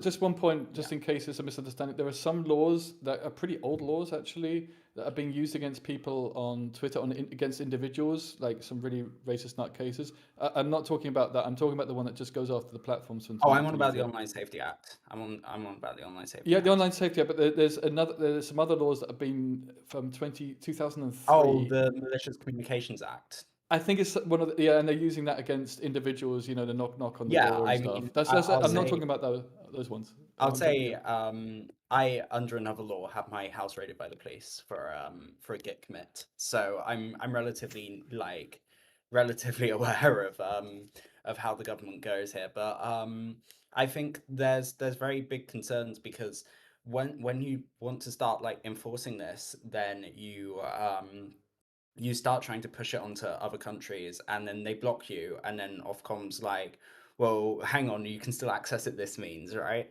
And then we're snowballing with that, and this Online Safety Act thing is turning into probably a VPN ban. It's looking really bad, and it's really hard to actually like be able to do business with it's really hard for American companies to be able to do business with us if we just constantly try and tighten our grip and make life harder to do business with them. And so there's got to be some sort of pragmatic approach there rather than just like we're just like do this or else. I don't think that really works in I will online add to space. this that it is kind of a shame that this had to happen in a sort of semi-failed state like Britain, which is currently going through these weirdly controversial legal things with online stuff. But I need to add into this as well that I happen to know a group of Polish friends of mine it's one of the reasons why I'm so excited about this, who has spent almost a year now gathering together clips and tweets and trying to file a legal document with which they will request the Polish government to ban Hasan Piker from entering the entire Schengen area. They're working on this basically. And yeah, it would have been better. Like, I have to ask you, what if a other European Union country does that, Wick? Because the way it works in the European Union is that it doesn't have to be the EU that bans you from entering the country. Only one country has to make that decision, and then you're out from the entire European Union. You can't get in. That's what happened to Lauren Southern. That's what happened to Richard Spencer. That's what happened to David Duke. Like, the Netherlands banned David Duke, and he's now not able to enter the entire Schengen area. What if a country that doesn't have the weird, legal, controversial mess that Britain has does this? What if Poland does this? I'm still against it principally, but again, it would depend on the details. I just don't know enough about European Union law, so I can't really effectively talk about that. But in principle, I do not think that someone, Lauren Southern, Richard Spencer, and Hasan Piker, any of these people should be have their entry rights revoked simply because of their positions on issues. I do think that if you can point to something like Lauren Southern firing a flare at like fucking migrant boats and things, you might have a case because that's a behavior.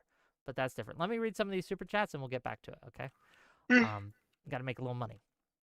$5 from Hedonic Samuel. Lonerbox. How do you feel about Lucero classical guitars? Just got mine fixed up and I'm very happy with Fishman Electronics. Jesus. I don't even know the brand name of my guitar. Like, okay, for my classical. Couldn't tell you. I'm sure it's lovely though. If you like I'm it, glad it's I'm not good. the only one. £5 from Freshly Exhumed. My government didn't say Hasan can't speak or say what he wishes, just that he can't do it here. I'm glad they did. Thank you for the £5. 5 more pounds from RPG. The UK has enough terrorist supporters. We don't need more. He can support terrorism from where he is. He doesn't need to come here to do it. Thank you for the £5. £10 from Riz. What the fuck? A lot of Europeans today. Well, thank you for the money. There have been lots of violent attacks on the Jewish community here recently. It's at least a little bit legit that it's not conducive to the public good for him to come here, in my opinion. And finally, $50 from No Fucking Way. If any of you facts disagree with Wick's view on free speech, you're just wrong. Also, question for the panel. Is hate speech a human right? Wick's view on free speech is essentially, Wick, your view, although I should, on free speech essentially, is that you're having a massive fucking house party and everyone's invited and it's the Freedom House Party. And then everyone comes in and it's awesome, spring break, tops off, all that shit. And then within 5 minutes, a group of like 20 people, who call themselves the inbred scat fetishists, come in and they say, well, this is the Freedom House Party. We're going to come in and we're going to do all our inbreeding and scat fetish shit in your house. And then suddenly everyone else is like, Jesus, this party's fucking shit. And then they all leave. Like, I'm sorry, but people always do this thing where they say, oh, they'll use these laws against you and all that. Like, there aren't really any like historical analogies to this. People try to make this argument for like Weimar Germany and all that, but at the end of the day, when you look at that example, that's probably like the perfect example of laws that were in place to curtail like people who wanted to destroy the republic. They were just horribly enforced, and the civil service was full of like hyper conservative monarchist judges who basically let Hitler off with trying to coup the government when any other time or any other country in that continent would have just executed him for trying to do that in that situation. So I think you could easily put the argument the other way in that the tepid enforcement of laws where democracy is supposed to protect themselves is actually far more detrimental. But obviously it's easy to say it in America because at least until now, American liberalism has survived pretty well. But now obviously you've got Trump pecking away at it. And as for the UK, people can, with what we've done with Hasan and Cenk, like a lot of that we mostly applied to right-wingers for the last 10, 15 years, right? And mostly, actually, people say that the UK is in a fucked situation right now, but there's bad and then there's worse, right? The UK compared to the rest of our European neighbors, actually resisted for the longest time having this far-right fringe parties getting 20 or 30% of the vote like they've had in France and Germany and Spain and everywhere else. That reform surge is only quite recent for us. We resisted that for a long time, and maybe there's a correlation there with the way that we resisted it a bit better than they did. But this idea that and again, there are still examples. I think Brazil is a good example of one where like democracies can be militant to defend And themselves. just I real think quick, it's a good idea. before I let you go, Reason, $50 from No Fucking Way to say nice berg, Lonerbox, nice berg, literally incoherent prattle. Thank you for the $50.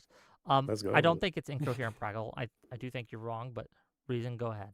Well, I'll start with the thing that I think you are wrong on. I mean, I don't live in the UK anymore, and I would say in Europe, it's shockingly similar, the problems that we have here compared to the UK. When I go back and have Union Jacks basically strangling me walking down the street. And maybe there's been a slight time delay, or it's been waning and then coming back. But there is something you were emphasizing there, and I do think the UK and the rest of democracies need to be careful about this, is talking yourself into a hole, saying, oh, it's a semi-failed state. I really disagree with this narrative. I think it actually I'm causes joking. the state. Okay, well, yeah, but we should. But I think some people mean it sincerely, and that's really concerning because they don't appreciate what already is good about the country. They become apathetic, and just as when the Nazis came into power, it was the people that were apathetic and didn't support them, but didn't fight them either, who also allowed them to get into power. And I can see this manifesting everywhere. The other point is, and this kind of goes more in the direction of being critical of you, Wick. Sorry about this. But we Don't do live in a different apologize. time. Just say it. Okay. Don't look. you know, Lonerbox has cojones, and he'll just go. Right. This apology. Okay, let me have a go. Please, I need Wick. practice I a don't mean to criticize you. Nah, fuck off. Just say it with your Okay, chest. Actually like- Canadian. Let it. True. A country works until it doesn't, right? And it's this kind of weak, bad inductive reasoning. It's like I'm going to live forever because I haven't died yet. And I think the US is suffering a little bit with this mentality. Like the system up until now has been working very well, and part of the issue has nothing to do with specifically in America, but we live in a very different time with the relationship we have with the internet. These kind of bans, I may have supported them, probably would have supported them 15, 20 years ago, but they're just so ineffective because one of the biggest public spaces is on the internet, and so. Go back to my initial point. These how are you bans are criticizing ineffective. me with that? That plays to my point. Does But, it not? no, but because these kind of freedom of speech attitude it's become archaic, and we need to realize the risk of implementing something like I suggested before, which I agree there's a risk there. I'm not denying the risk you're suggesting about being manipulated and misused by governments in the future, but I think that risk is a lot lower than the risk of kind of following this status quo, this old-fashioned way of dealing with freedom of speech.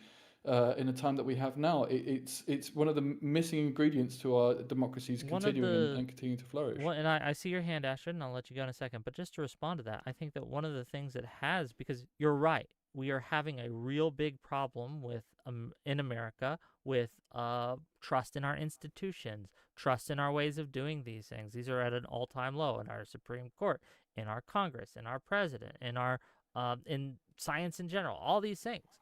But one of the things that fed into that is, again, we had quite a few years in America where we did try to just censor everyone and everything. Like, we were over and heavy-handed, especially in academia, with our censorship. It not only didn't work, but it fed, just like the Hasan thing, it had the counter effect of feeding in to a lot of narratives that these people have been painting for a long, long time. So can you give some examples of what you mean here? Decreased. Well, the Trump got banned from social media. How'd that work? Okay, but in academia, you said academia though. That wasn't America that did that. Was like a social media platform, wasn't it? Yeah, well, that's his point, is going after the platforms and things and getting them off the platforms would work, and this is countering his point specifically. Like this But works, you mentioned except for you have academia, people like Elon Musk who can just build their own shit, right? It just doesn't. It doesn't seem to. There's so much harm that comes from it and very, very little upside. It just doesn't work. I think it's because the measures have been, even in the case you gave, I think the measures have simply been too weak. I mean, how did Musk, how the hell was he able to buy Twitter? How can the ownership of these powerful platforms, be thrown around like they're candy for the wealthiest in our society? I don't think. Do you think that the billionaires are government biggest should problem own these platforms?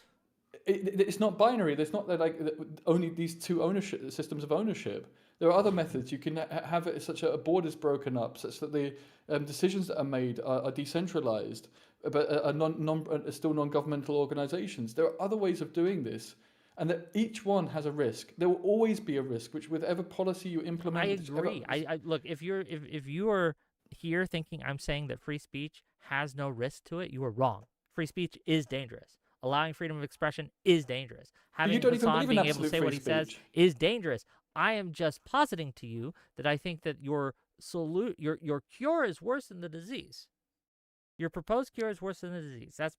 Do you believe that about COVID? It's no coincidence that COVID misinformation was allowed to flourish like relatively freely in the United States Hold on, compared to a lot of other countries, and now you've got fucking measles outbreaks Yeah, coming but the back, problem with that returning. is the response to the COVID misinformation was heavy-handed censorship, which made it harder. It made it Well, more it was people. less heavy-handed in the United States than it was in I'm like talking on in the social rest of the media world. companies. No? I'm talking about YouTube. I'm talking about Twitch. I'm talking about Twitter at the time, right? All these social media platforms, which we went and that combined with other factors at play in America, right, made unfortunately anti-vaxxation, like anti-vax rhetoric and anti-vax sentiment, shoot through the roof. It didn't stop it.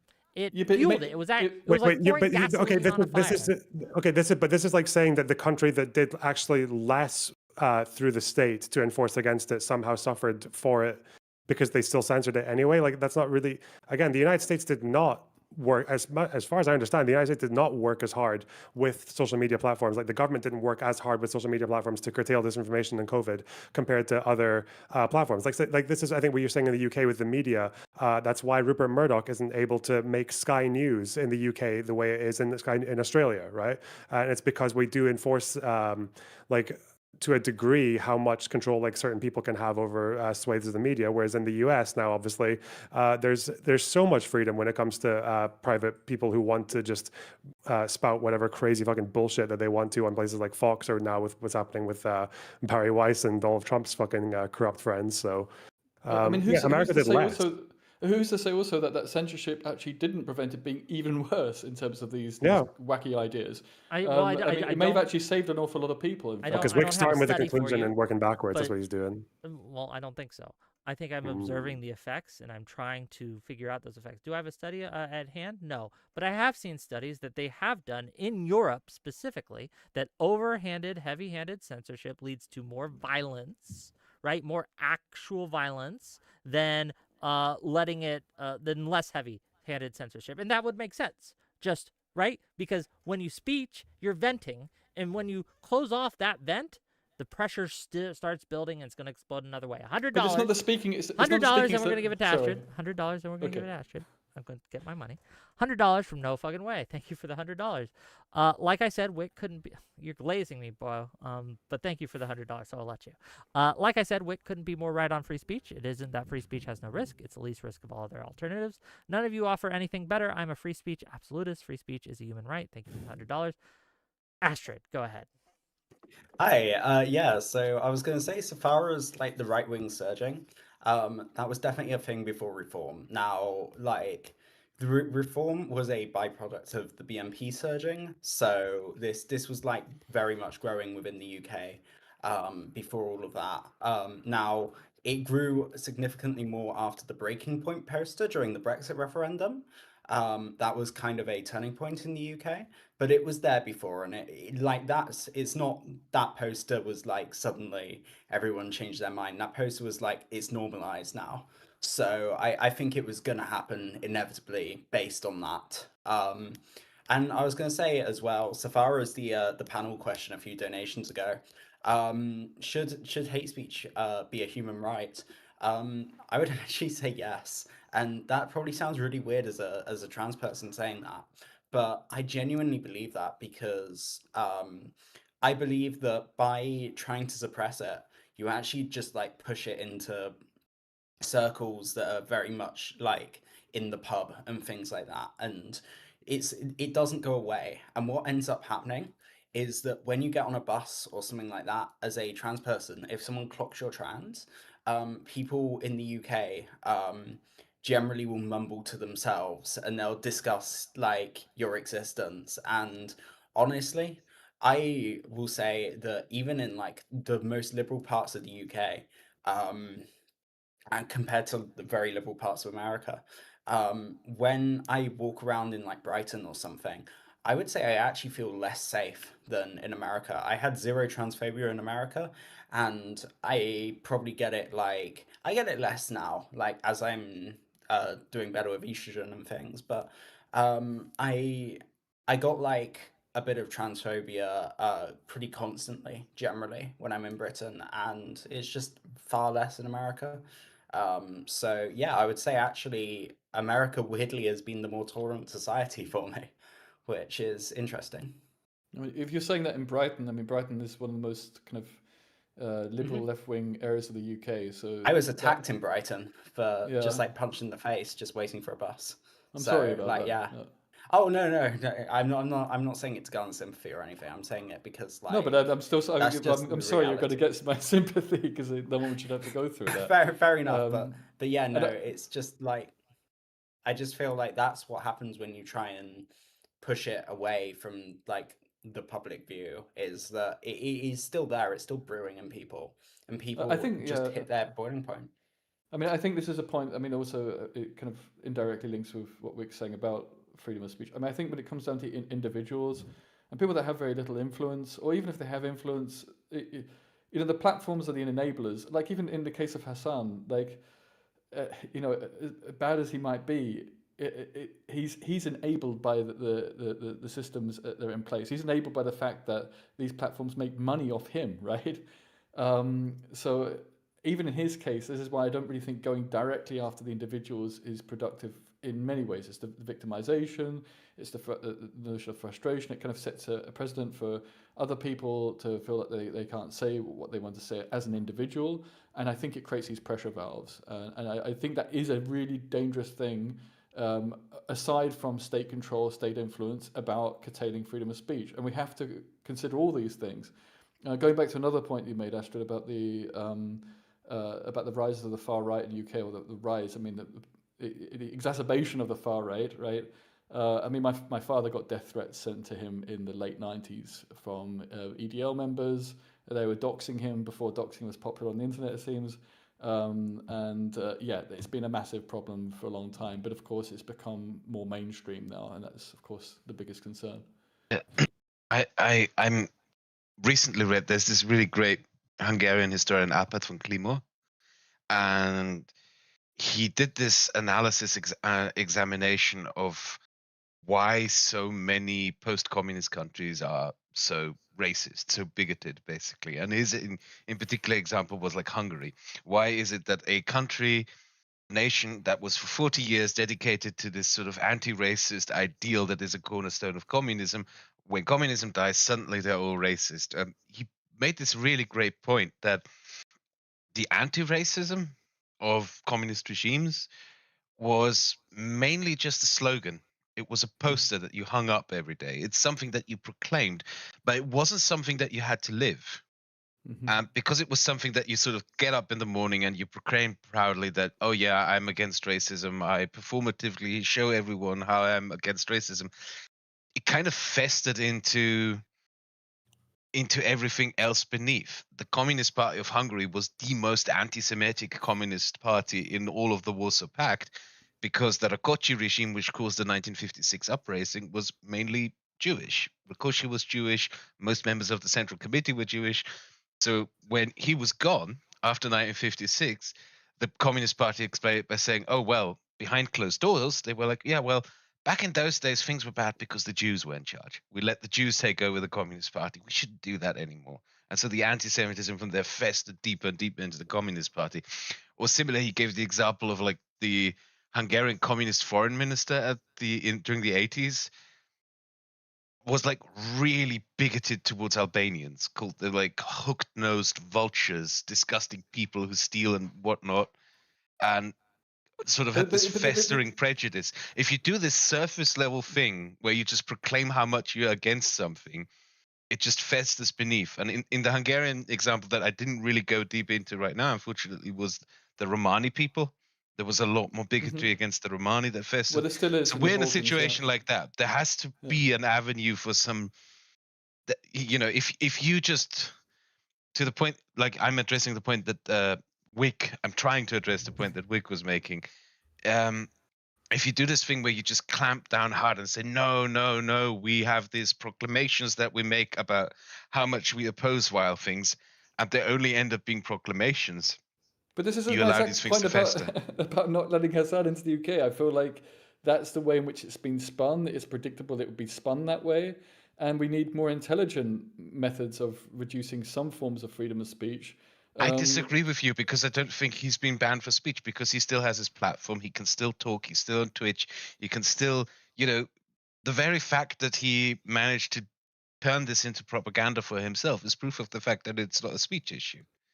It's more of an issue of like, you're not So it's welcome really here. it's a really ineffective measure. That's my I mean, It might be ineffective in terms of his image, but it is ineffective. It is more effective in saying, in the state at the very least, making a principled statement of saying we do not stand for what he stands. We do not Yeah, like as what in he stands for. And it's, I guess like the original kind of like thing that I think a couple of us agreed on was that it would have been effective or much more effective if they had accompanied it with some kind of statement as to like this person supports this and that against this country, and like we're going to stand on a principle about this. Like that would be a much more. It would be much better for like as just a liberal society in general to stand its ground and to say this is what we will stand for and this is what we won't. And one thing that we won't stand for is a guy who supports attacks on our military getting to wear a fucking bow tie and act like an intellectual in in the greatest university in our country, right? Like, yeah, fuck. the second greatest, right? He was already at Cambridge. Oh yeah, well, Cambridge. Yeah. Okay. I mean, I'm not Go part of ahead. that turf war. Fuck them both. Yeah. I mean, just to re-emphasize that hypothetical that I agreed to, I mean, it requires such a different media landscape. And sadly, I mean, I think the media landscape isn't particularly healthy in the UK. Or on the other hand, I do, you know, I don't want it to sound entirely doomer. The UK is not a failed state. There's a lot that's great about the country. There's a lot that's great about the current government, even though they're doing lots of poor things, or they haven't quite, you know, they're not doing things maybe quickly as we would like. I do think we have to be careful about the media spin on the current government. There's a nice shade of grey there, and the government has done some quite good things, and it is becoming forgotten. And we shouldn't lose what's good by pretending it's not there. Go ahead. With regards to the UK. Yeah, go ahead, Ostrid, and then we're gonna. Yeah, sorry. I was gonna say, so far as the government, like I don't know, they just seem to have pissed off everyone. Like, and maybe they're trying to do the BBC thing where they get like equal complaints from the left and right, and then they're like, okay, we did our job right. I don't know, but like, it really feels like they just take turns in who they're gonna piss off, and like, I don't think anyone necessarily has got a good deal from that. So far as like, I'm still on a 30-year waiting list for healthcare. Dealing with the council's still a pain. There's still so many different things. There's more bureaucracy now so far as like Companies House and things like that. Everything requires ID here. Imager, like so many different things that use Imager, which is like pretty major image hosting platform. You just get a like image not viewable in this country now when you look at it. So yeah, like I don't know. I don't feel like I'm living in a better country right now, to be honest. Yeah, but it does make you wonder, like, what they can do. Because people keep talking about Keir Starmer and, or maybe if Burnham replaces him, this will be an improvement. But it just looks like this, like, this old way of doing politics of like regular, like liberal, center left, center right policy conflict. It's just so dead. Like Keir Starmer has no scandals personally, like not really. He's like one of the most aggressively boring standard politicians. I guess like the Mandelson thing. Okay, still, but compared to everyone he's up against, compared to fucking Boris Boris, compared to Farage, who's literally got his party leader in Wales in jail for taking Russian bribes. The fact that on one side you've got this right-wing fucking spiv coming in and saying that they're going to cut up all the bloat in councils, and that every single Spiv a councillor slur? that they appoint is no. It A spiv is like sounded- a anyway, I a don't spiv know. is Go like a ahead. scrupulous black marketeer English thing Okay, from the okay. war. or So, whatever. Leonard, let me just add, like- add a really, really important point there. The head of Reform, Nigel Farage's party, who he was close to, who has been put in jail, he admitted to taking money from Russia to support legislation. So he wasn't just found guilty. He even admitted to it. Yeah, Sorry, and Leonard, he's in jail for it now, right? Yeah. And interestingly, the talking points that he gave on Russia were not that different from the talking points that Nigel Farage gave on Russia when Russia annexed Crimea. They spoke the same way about Russia, and so you've got that fucking like those like racist fucking psychos on one side who are probably going to be the next leaders of this country, and then the other side you've got like this completely disjointed, disconnected left where you've got Zach Polanski and the fucking white boys in keffiyeh fucking intifada of like fucking Edinburgh Central in southern Glasgow, like running around talking about fucking how they'll never have a coalition with Keir Starmer because how could you ever stand with someone who's committing a genocide in Gaza? And like, I don't know, man, like we've just got literally, it just seems like the only way to get ahead in politics in this media landscape is to just be like one of 5 other fucking clowns who are all like running at opposite ends into fucking no man's land, bouncing across each other on landmines. Like, yeah, I don't know, fuck. I mean, that's why I support the Labour Party. I mean, it's the best of, by far the best of all the parties. We'll get to that. We'll get to that in a second. $7 from Big Leafy Tree, or $7 Canadian dollars. The outlet analogy may not make sense. A guy who gets mad and punches holes in his drywall has an outlet, but usually isn't a chill guy because of it. I'm not suggesting they're chill. I'm suggesting I'd rather them punch hole in a drywall than punch holes in their girlfriend, right? 1776. $17.76 from No Fucking Way to say USA, USA, USA, 250 years free of the UK, USA, USA. Thank you for the $17.76. Then finally, $50 from Maki Children. The Hasan ETA denial is potential net positive because it raises the salience of taking action against illiberalism. Capitalizing on this opportunity takes action. How can you, as media influencers, influence people to take stronger actions against illiberalism? And then, well, we'll answer that. Then I got another $50 one to go through. But yeah, what do you guys think? This is counter to your point, Reason. So I'll let you address it. Well, yeah, I mean, in terms of, it's just not the way it's being spun in the UK. And if it was, this goes back to the hypothetical Lona suggested before. If there was really like a big flashlight shone upon Hasan right now and all the things he said, and the fact that he's not that far away from Farage in terms of this kind of very compromised, destructive force within our democracies. If that was to happen, I mean, I'd be overjoyed right now. I don't think I'd be on this panel for that reason. But it hasn't happened, and it was kind of predictable that it wouldn't happen given the media landscape in the UK. And by the way, there are similar things happen on the CNN and other kind of centrist news outlets in the US. You know, the way they portrayed it, there wasn't really a discussion of just how dangerous he is. There wasn't these clips of him glazing Houthi rebels, or the fact he'd said, I'd rather vote for Hamas than for Israel. These really disgusting kind of, at the very least, highly ignorant positions, which would get you in trouble because ignorance is no excuse, right? If that was to happen, that'd be great. That's what your chat is suggesting, but that isn't what happened, and it was predictable that it wouldn't happen, and it won't happen next time either.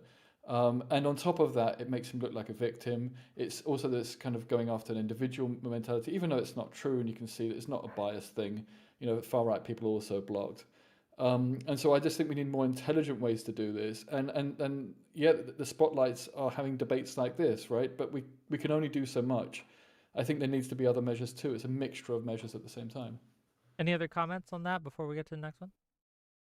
I mean, in this landscape, if the Home Office had just put out a statement saying we actually took away Hasan's ETA because shot callers are illegal in Wales and we didn't want to upset the Welsh, and just did a fucking Vine boom at the end of their little clip saying that, it would have been much more effective. I don't know.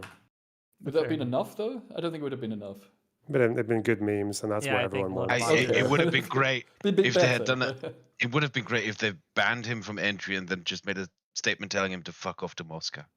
That would have been. You can have your speech in You Moscow. guys That love would the be memes, like, We're you guys handing the love the fucking we're memes. handing the keys of power over to a bunch of fucking meme lords anyway. So Yeah. fuck. $50 from Nobody Chef. American here. 2012 to 2018 era cancel culture to some degree led to Trump. COVID pushback made room for the idea of more government censorship.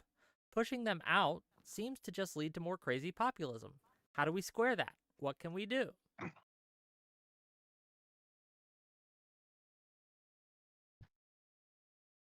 I'm so sorry. Could you repeat the question? American here. 2012 to 2018 era cancel culture to some degree led to Trump. COVID pushback made room for the idea of more government censorship. Pushing them out seems to just lead to more crazy populism. How do we square that? What can we do? America hasn't pushed them out. Your fucking president is an insurrectionist. He tried to coup the government because he lost an election. Well, And- yes, trying to Sorry. push them out led to more crazy populism. Yes, this is what he's saying. You barely tried to push them out. Again, it's like, okay, well, we need to deal with Russia. Let's just like fire some fucking like let's just fire some bottle rockets at them and then run mean, and then the run fact back is that into our cave. Like, come on, like it's not really fighting against it. The DOJ didn't go hard enough on Trump. Like he should have ended up in prison. He shouldn't even had the opportunity to Yeah, but stand again. not for his speech, for his actions, for his behavior. Well, it was his speech. It was he incited violence. No, He that invited wasn't the- what they were going to get him on, right? If they were going to get him on, there was a couple things, and it was the Eastman. I don't know if you've read the Eastman memo. Watch Dev's video on this. Dev, Short Fat Otaku, he did a great rundown. His words were evidence, right? Fight like hell things were evidence for the actual crime that we were going to get him on, which was fraudulently trying to steal the election through making fraudulent electors. There's a whole conspiracy, a whole scheme that they had. That was the issue. If him just saying fight like hell was not the actual issue in my mind. But So you don't think that speech counted as incitement? I in its think that totality? it was evidence for. Now I don't know if it counted as incitement or not, but it was evidence for the things that we knew he was doing behind the scenes that we have evidence for that fed into that. It wasn't the thing that was like criminal. Does that make sense? Yeah, but but even if he hadn't have done that and he said fight like hell, maybe he'd said it a few times or something along those lines that was just simply speech, but with the power he has behind that speech, do you not think there would have been still grounds to prosecute him? No, I don't think there would be. I think it'd be far, far weaker. But again, and lest anyone in chat, and I already see you motherfuckers, okay, say I'm running cover for Trump. No, he was guilty of trying to overthrow the election, but it wasn't because of that comment. It was because of all the other things he was doing behind the scenes that no one talks about because they're all stuck on this fucking speech, okay? I think also, if I'm remembering correctly, I think this was like the same reason why they didn't actually go after like the insurrection charge as it is, because you go for what's more like likely to succeed. Even though I think Smith did argue that that it was quite Jack Smith reasonable to argued say that that they the had ellipse. excellent evidence to get insurrection. Yes. No, the but I think evidence he also said that included- there was a pretty good case for the ellipse speech being incitement, though. Just that I they don't didn't charge remember. on I it. don't recall that specific. But in my mind, take it as what it's worth, is simply a YouTuber guy. I think that the other evidence that they had with the Eastman memo and the talks he had before leading up to January 6th and all that was far, far more damning evidence than what he was trying to do. $5 from Johnny P. I am kind of critical, but you do host some of the best conversation panels on YouTube. Thank you, Johnny P. I appreciate that. You And then make a lot finally- of money doing this. I need to start streaming as well. You should. Gotta, you gotta get. Look, Lonerbox is co-streaming this. You guys should too, right? $5 from Mackie Helden to say, if the media response to Hasan's ETA denial was bad, what actions can influencers and activists take so the media response is better next time? More content tackling him. Way more content tackling him. I'm going to dedicate myself to making anti-communist content for the next 1 or 2 years. Nice. That's what I I'm think gonna you do. can you can do that as well, but just don't let the shot caller fucking pervert sharing nudes from Snapchat who are definitely not definitely not minors, not a single one of them. Yeah, a bit both because what the people want. The fucking caller was was the most popular story of them all. No one gives a fuck about him supporting Houthis and Hamas and shit. Oh yeah, sorry, Wick, fuck you. I think so. Smith, I think he said that there was like reasonable arguments for it meeting the Brandenburg test, but obviously with America the standard is very high. But I'm asking you, like, per your morals, had he not been involved in the Eastman scheme, Trump, and his contribution was just that speech that followed up with the I'd have to riot. go look through the speech. My off the cuff answer to you, based on my memory, right? I'm just saying this so you don't get me a gotcha of something I forgot he It's fine, said. yeah. Right? Is simply no. I don't think that was something that would have, in my mind, led to nothing he said there. In and of itself, should have led to criminal prosecution. Okay, to be clear, why though? Why? Because I think that you should be able to say even incendiary language in political action and political rallies, things like fight like hell, go after them, we need to get rid of them all, we need to push them all out. I think that's fair. That's fair play. What becomes a problem is when you back that up with other actions behind the scenes that, oh, he doesn't just mean fight like hell in the normal sense. Well, but the question is, like, did the people in the crowd? Okay, I'm guessing you agree that 99% of the people in that crowd didn't know about the Eastman scheme or what was going on there, right? No, but you don't need 99. You don't need a lot. You just need a few to kind of guide it and lead it in, and well, my point is that I don't think they really understood what the fuck was going on with the Eastman scheme. I think they understood that there was a vote happening to certify the election and they wanted to stop it. And Trump communicated that to them, which is why I'm thinking, nothing in Trump's speech was like, go there and storm the building and attack cops or whatever. And he even said peacefully and patriotically. But why, when Trump said, we're going to go to the Capitol, you hear people in the crowd going, yeah, storm the Capitol. Yeah, storm the Capitol. We're going to storm the Capitol. Like, why are they hearing that when Trump's not saying it? Because again, you have months leading up to that of media blitzes, behind the scenes things that they were workshopping these things. It was a coordinated effort and it was meant to do that, right? But that in and of itself alone, it's like I use this analogy a lot, but it's like lighting a match. Normally, to light your cigarette or whatever, nothing happens, it's all good. But if you have people have pumped gas into the room before you light that match, you're going to have a whole different experience, even though it's the same action. And I don't want. But he knew the gas was in the room. I don't want to. Just real quick. I don't want to criminalize lighting matches. I want to criminalize pumping the gas into the room. Does that make sense? But if the gas is already in the room and you know it's there, then it's a different action. It's not the same action anymore. You're lighting a match in a room full of gas. Okay, we're gonna get to these last super chats, and then people went in, so we're gonna go closing statements, and then you can continue yelling at me. I will get to you, but I want to make sure other people can call in. £5, I should say, from Riz What the Fuck to say, for what it's worth, I don't recommend Dev's video. Destiny's January 6th video is much better. Strongly recommend. Okay. Thanks for that. And 20 DKK, I don't know what that is. Kraut, I love you, bro. Please stop smoking. Okay, fair enough. Let's get to closings. Okay, this has been a great show, and I've enjoyed. We've gone off the rails a little bit, but I think it's been fun. We'll start with Lonerbox, and we'll let Reason have the last word. Lonerbox, give us your closing thoughts.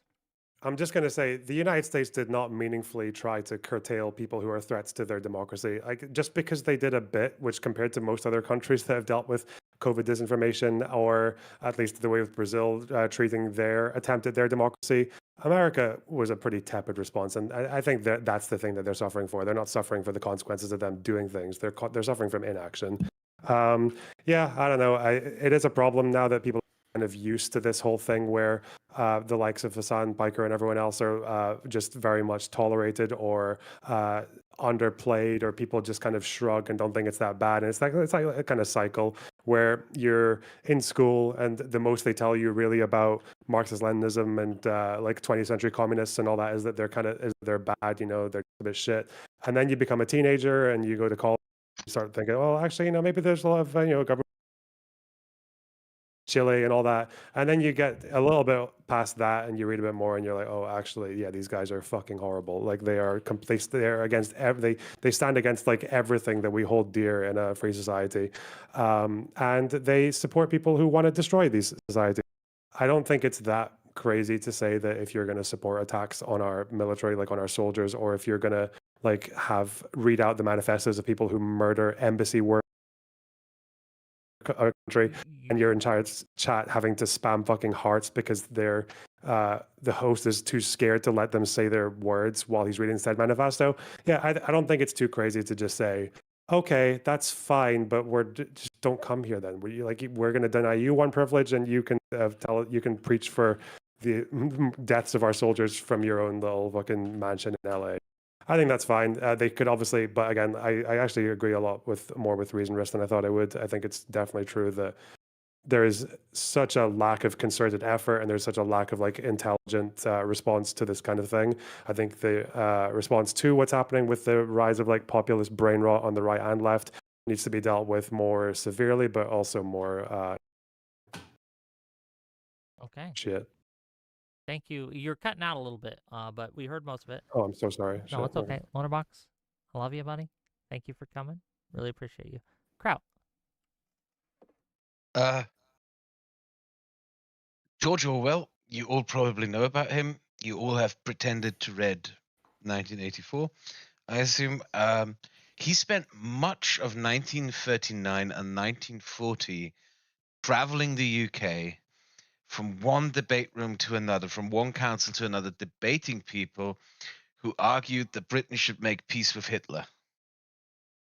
I think that is relevant. I think that is relevant in our time. I think we have to keep pushing harder for making a case, not just against Hasan Piker, but also for liberal democracy itself.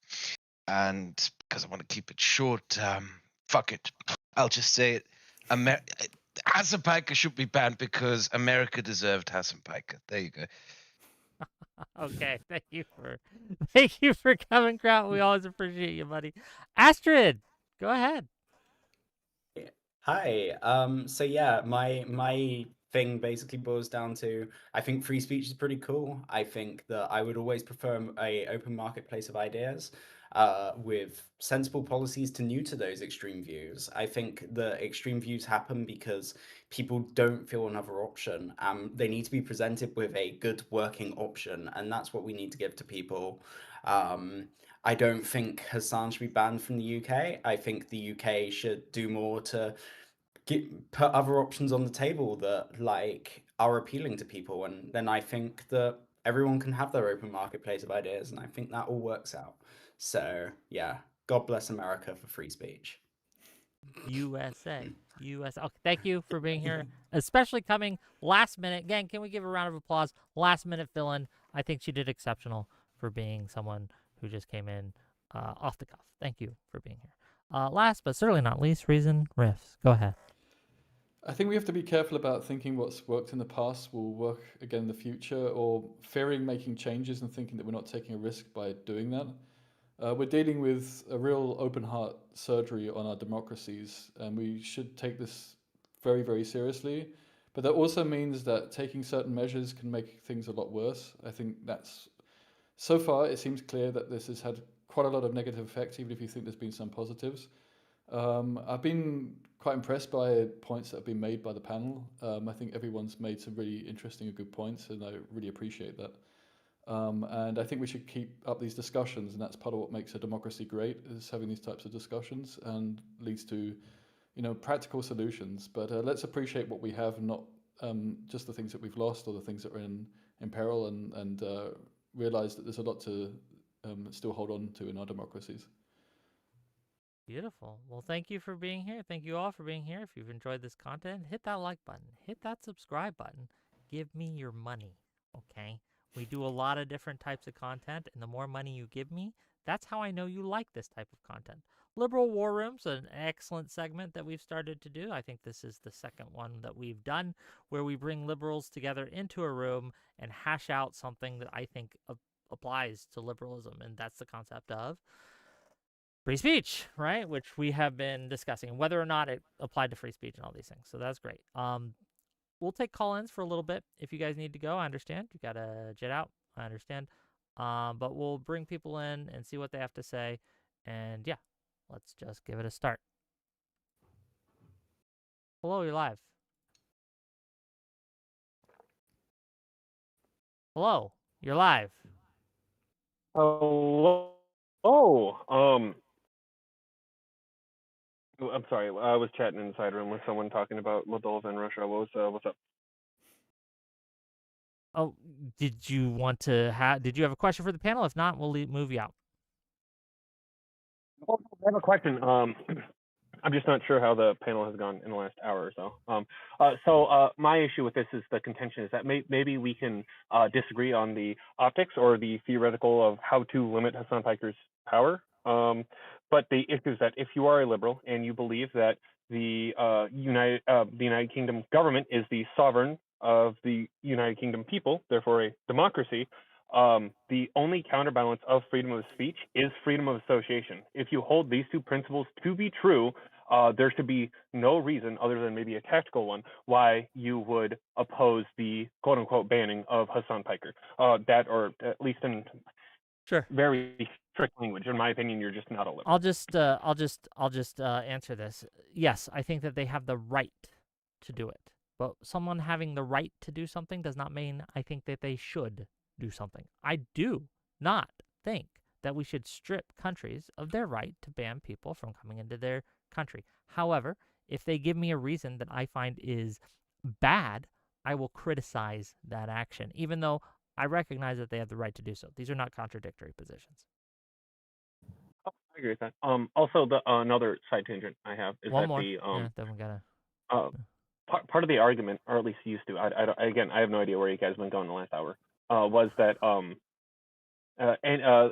of the idea was that any publicity is good publicity for Hasan Piker, but since he shocked his dog and so many people online hate him, that's just going to fuel the hatred of Hasan Piker and more coverage of the dog shocking in the absolutely wondrous series. And then I think it's just going to be an overall negative for Hasan, because if more people hear about Hasan, more people are going to hear that he shocked the dog, and that's just indefensible by any means. Any thoughts? Yeah. I wished that was more what was being shown rather than, him being pitied. But that's not what's happening in the UK media right now. He's being pitied even by by papers that I'm quite surprised by. In fact, it's even worse than I expected. But yeah, The Free Press opposed it, didn't they? Barry Weiss's The Free Press in America opposed it.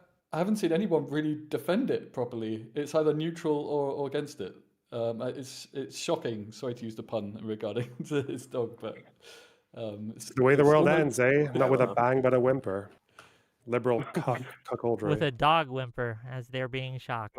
Anyway, Hey. Thank you for coming in, my username. Really appreciate you. All right, love you, Wick. I love you too, sexually. Hello. Okay, Ukrainian Anna, what do you got for us? I'm shocked, like Kaya. Okay, I'm gonna be whimpering right now.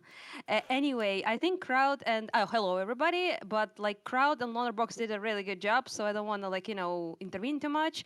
I have beef primarily with Weak, if anything. But yeah, it's just my question is basically as a Ukrainian, okay? Oh, by the way, Astrid, I think yes, fellow colorful hair person.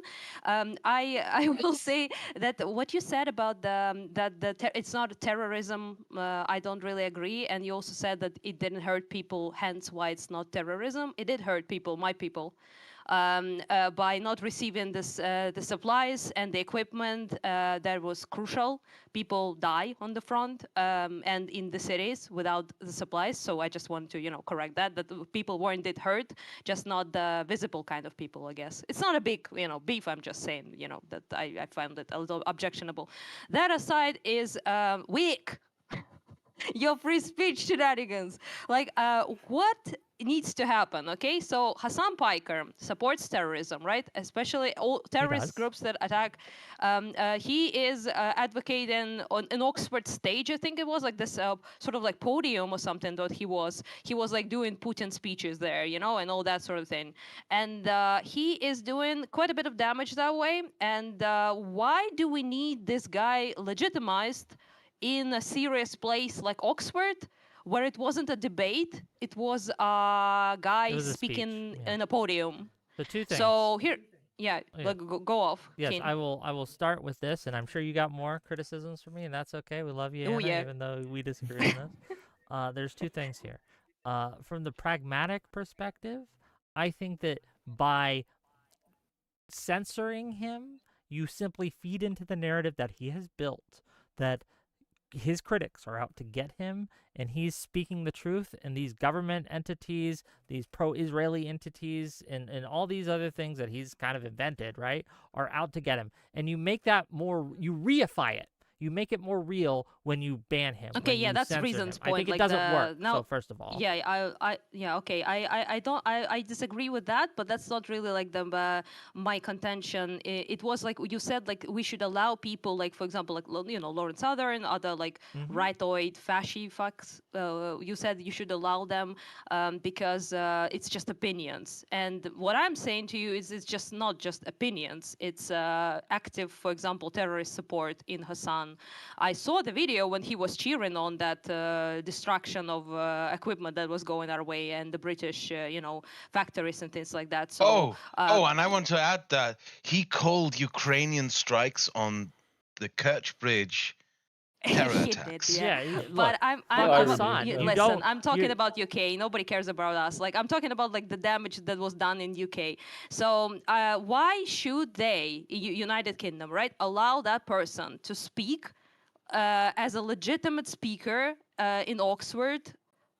Why exactly? Like, I think why do you think that's? Oh, fuck! There was also the clip from My Oxford gang. Union, the clip from Oxford that he wants people shared, the one where he's like, people don't know about my positions on anti-Semitism. They should look at this clip.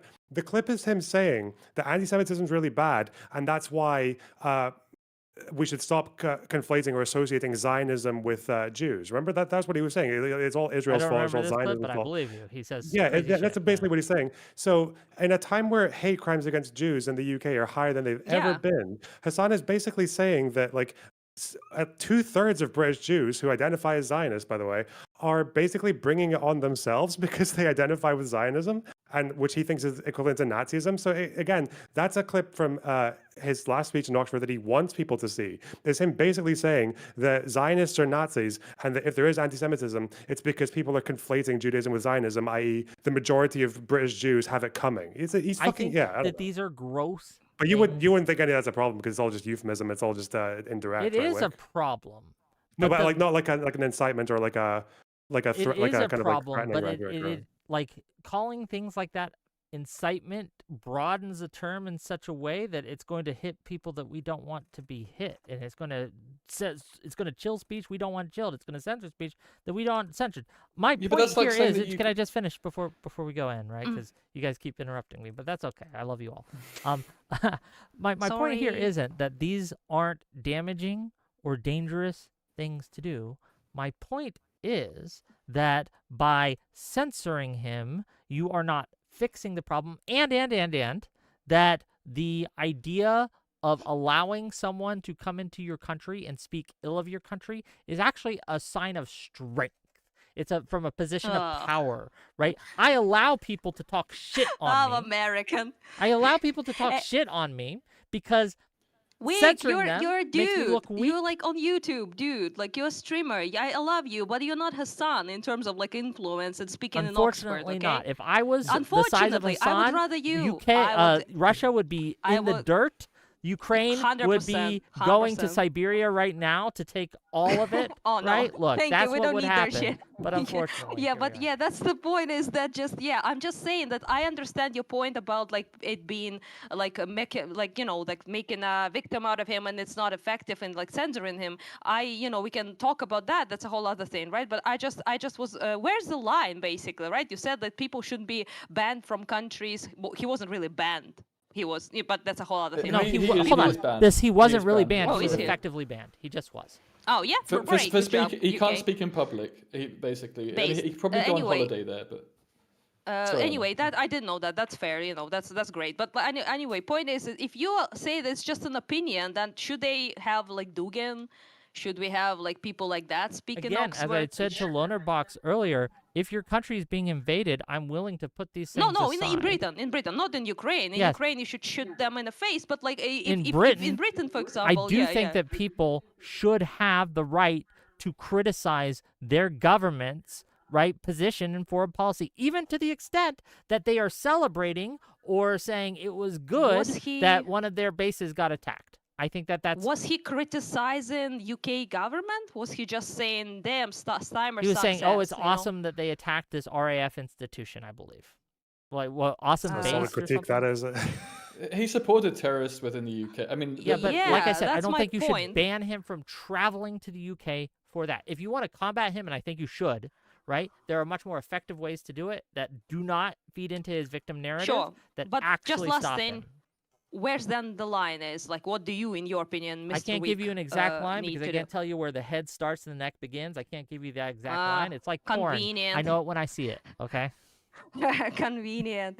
Okay, I think I made my point. So yeah, I'm Well, not thank gonna you be. for So calling if a media pundit from like Saudi Arabia had a record of talking about how base 9/11 was, should America let them into the country on a visa or like a? I don't think that alone should cause them to let. And that's stop why them. half your country doesn't believe in elections, my guy. I don't think that's why.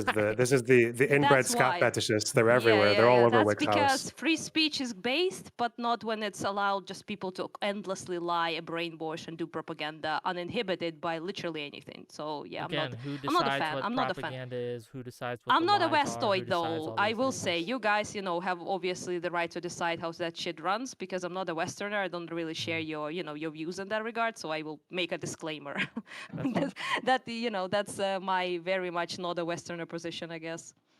I mean, very quickly to say, Anna, I mean, we do have to be a little bit more clever about how we control That I agree freedom of with, yeah. speech, right? Yeah, And if you look at what's happened, if you look at the spike in how many people have been searching for Hasan Piker, and it's shocking. It's even worse than I expected. How this has been portrayed in British media, it was kind of predictable, and it's just been good for him, frankly.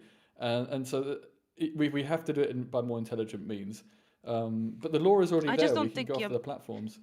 I just don't think your means are feasible, unfortunately. Like, I I think a lot of the laws are already in place. They need to make it a little bit stricter, some Ofcom regulations. yeah, I'm not going to We're argue on that nearly point. there. I don't know the laws, so I'm not constantly, talk with you about that without knowing what I'm talking about. So I think Astrid wants to say things. Yes, Yeah. Astrid, go ahead, please. Yeah. So I was gonna say, so far as like the like seeing it as a terrorist attack because of like Ukrainian lives, I fully agree what happened was abhorrent, and as Hasan not condemning attacks on Ukraine is absolutely abhorrent, and Ukraine is somewhere that I want to go, and I really want to show my support. However, I will also say, so far as like, it's quite hard to actually like quantify a terrorist attack by downstream implications. So like if you like cut the copper wiring to like an electricity like grid, and a bunch of factories lost power, right? And then one of them was like making drones, and those drones were going to Ukraine. I think it's hard to like say that cutting that wire like cost Ukrainian lives. There's so many attributes there, and like Pretty easy there's to also say, I would like say. I don't know though. I think it like as far as like on a terrorist attack level, like okay, I guess you could say it costs lives retrospectively, but I don't. Yeah, think it you could say disrupts that it, operations. It disrupts transfer, right, to us. But So even it then- causes even delays, then- for example. Definitely even cost then, lives. So. even then though, like there could be reserves. There could be like there's all sorts They of could be, different- sure, but delays kill people. I'm just saying, that's just the fact of the matter, Yeah, of the reality, Also, Yeah. my understanding was that the damage to the jet was not that significant. But it's also about intent, So- right? I mean, The factory yeah, in the no, Czech I'm- Republic, the factory in the Czech Republic was the most significant one. Even Yeah, more that's the one significant, the one in Belgium. In Belgium, they destroyed €1 million worth of equipment that was for armored vehicles. Sorry. Yeah, but I'll UK admit, wasn't I as bad, I Republic- think, yeah. In the Czech Republic, they produce these thermals, which are which you need to use drones at night, basically, for nighttime attacks on Russians. and yeah, that And was the those most significant takedown- one. Oh yeah, Yeah, And that those was very takedown- the direct. thing Yeah. that the thing that I remember the most was, and that was the most suspicious thing about that attack.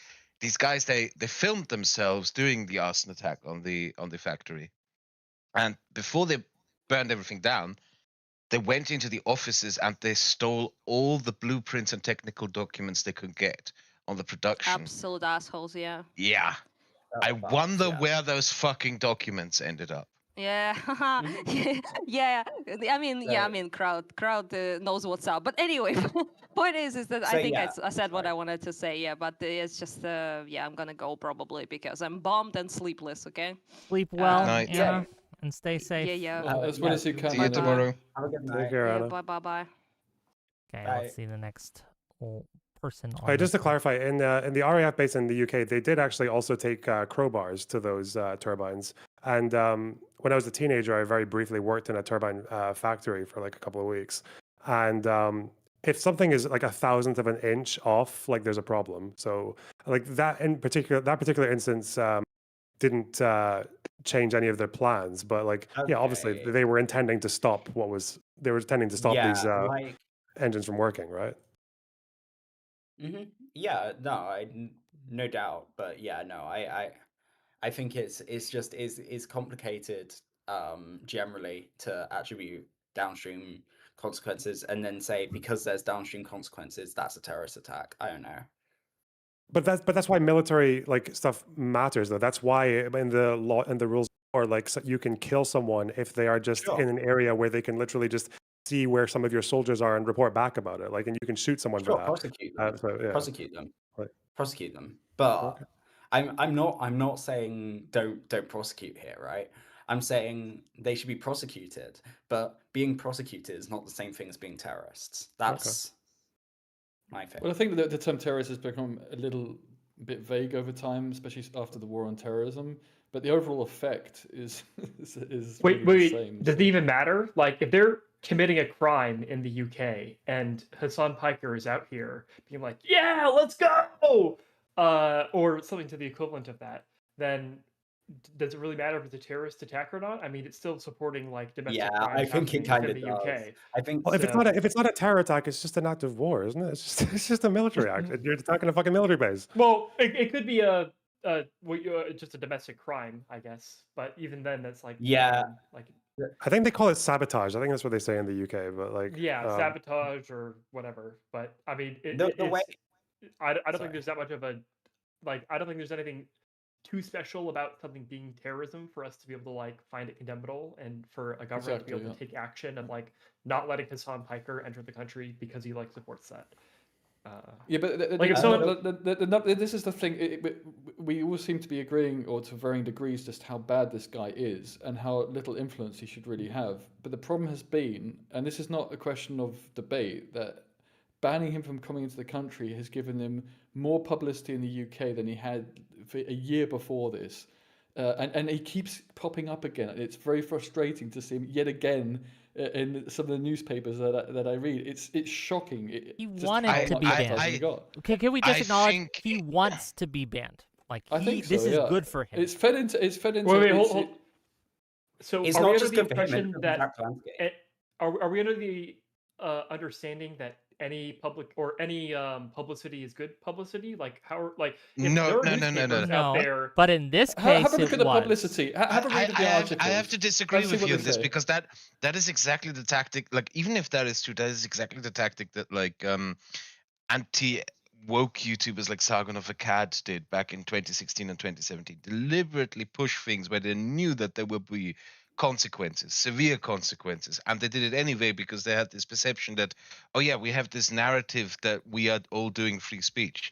That's why I'm going to throw around the N-word in streams and then complain when I get banned from Patreon. That's why I'm going to threaten a MP, say like, oh yeah, I wouldn't even rape you, and get consequences in the news from that. Like, yeah, this might as a shock tactic work for a while, but it doesn't. It builds up and eventually it just breaks. And I honestly believe that Piker has either peaked or is at the verge of peaking in his popularity. Don't forget that all Inshallah, his but I don't know if endorsed- that's true. But I that's hope got a lot it's to do Don't with- true. forget I all his don't know endorsed if that's candidates. true. failed in California in the primaries.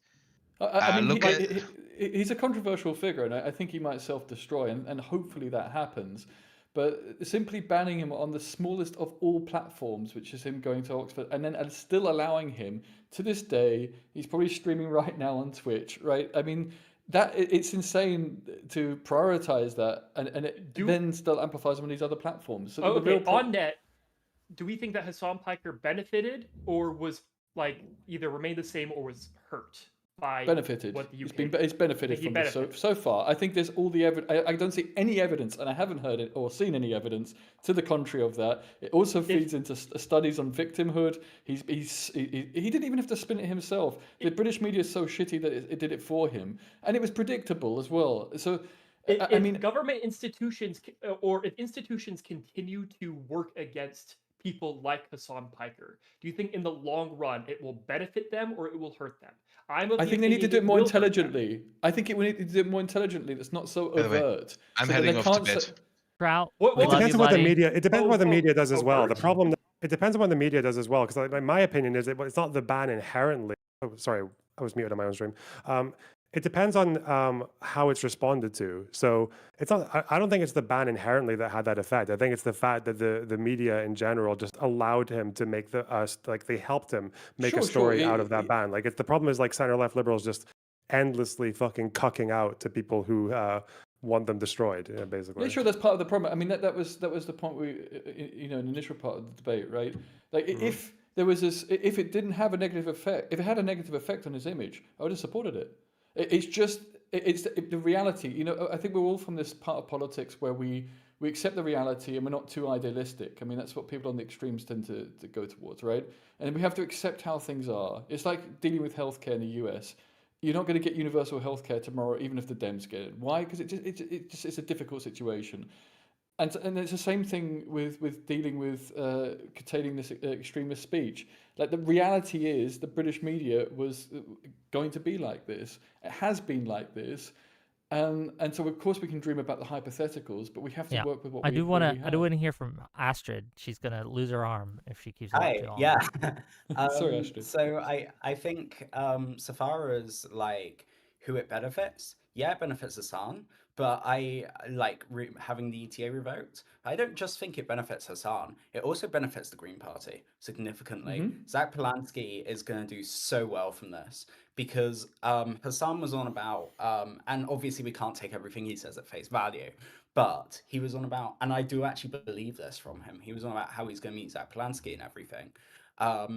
And he can't do that now. And I think, honestly, from Zach Polanski's side, that's actually like, I've been censored. That's like big, and that's actually going to like spark extremes in the UK as well. I mean, the polling's not looking good for the Greens, thankfully. A big thing in the UK. Yeah, I mean, you guys don't really have very strong freedom of speech laws to begin with, so I figure being censored is, another thing with your government, right? I mean, there's the whole controversy with like the online social media, police coming to your door, and all that. So. Sort of, but like I think that it's louder now. It's louder, and it's got more vocal like people on the left, I think. And the momentum was against the Greens more recently. It had been somewhat more positive political landscape for, say, the past month. And polling has gone, I mean, I think they're on 2% right now. There's this by-election. Like, this is a really critical time in UK politics. This is not a time to mess around either, because we have this Andy Burnham, who may end up becoming Labour leader. And even if he doesn't, there's this other alternative in which he joins the cabinet. And I think he's a good politician. He's a good speaker. And I think it will be good for the government to be strengthened that way. This may be a third path that people aren't really realising, that he may not actually necessarily directly go after the leadership. So this would be really, really good for British politics, for moderate politics. And it's very, very sensitive because the Greens could split the vote, which seems to be what they're wanting to do across the country. So they won't get power. There's no chance of getting power there. There's a chance of giving the power to the right. And so it's a very, very sensitive time about that narrative. And I do, whether it makes a difference, I'm doubtful. Burnham is doing pretty well, but it will make some difference. And it's a question of if it makes enough to take away the power from Burnham. So I think we're playing with fire. It is a really not a good time in UK politics. I do want to let our caller Gogu. Is that how you say your name? Yeah, you go. What's your thoughts? What are you here for? What do you got for the panel? So I heard, I think in the beginning, ReasonRiffs say like he wants to know if there is an example similar to this Hasan case working to kind of diminish the popularity of the creator. I have a case in Moldova where a journalist, popular in Russian circles and also in Moldova, came to Moldova to do stuff around Transnistria. They were actually dismissed right at the airport, saying, no, actually, we're banning you, get away. They were not banned from Telegram, which was the main infrastructure where she used to say like, oh, I'll look be at right me, back, I counselors. am now like harassed / like targeted by the Moldovan government. Yet her popularity did not increase, even though she's a relatively popular journalist. Okay, this was quite recently, or This was 2017, but there was also other like cases in 2023 with the Transnistria crisis with electricity. yeah, it's been quite quite good for the possibility of unification of Moldova and Transnistria. And I must say, I mean, I've been to Moldova.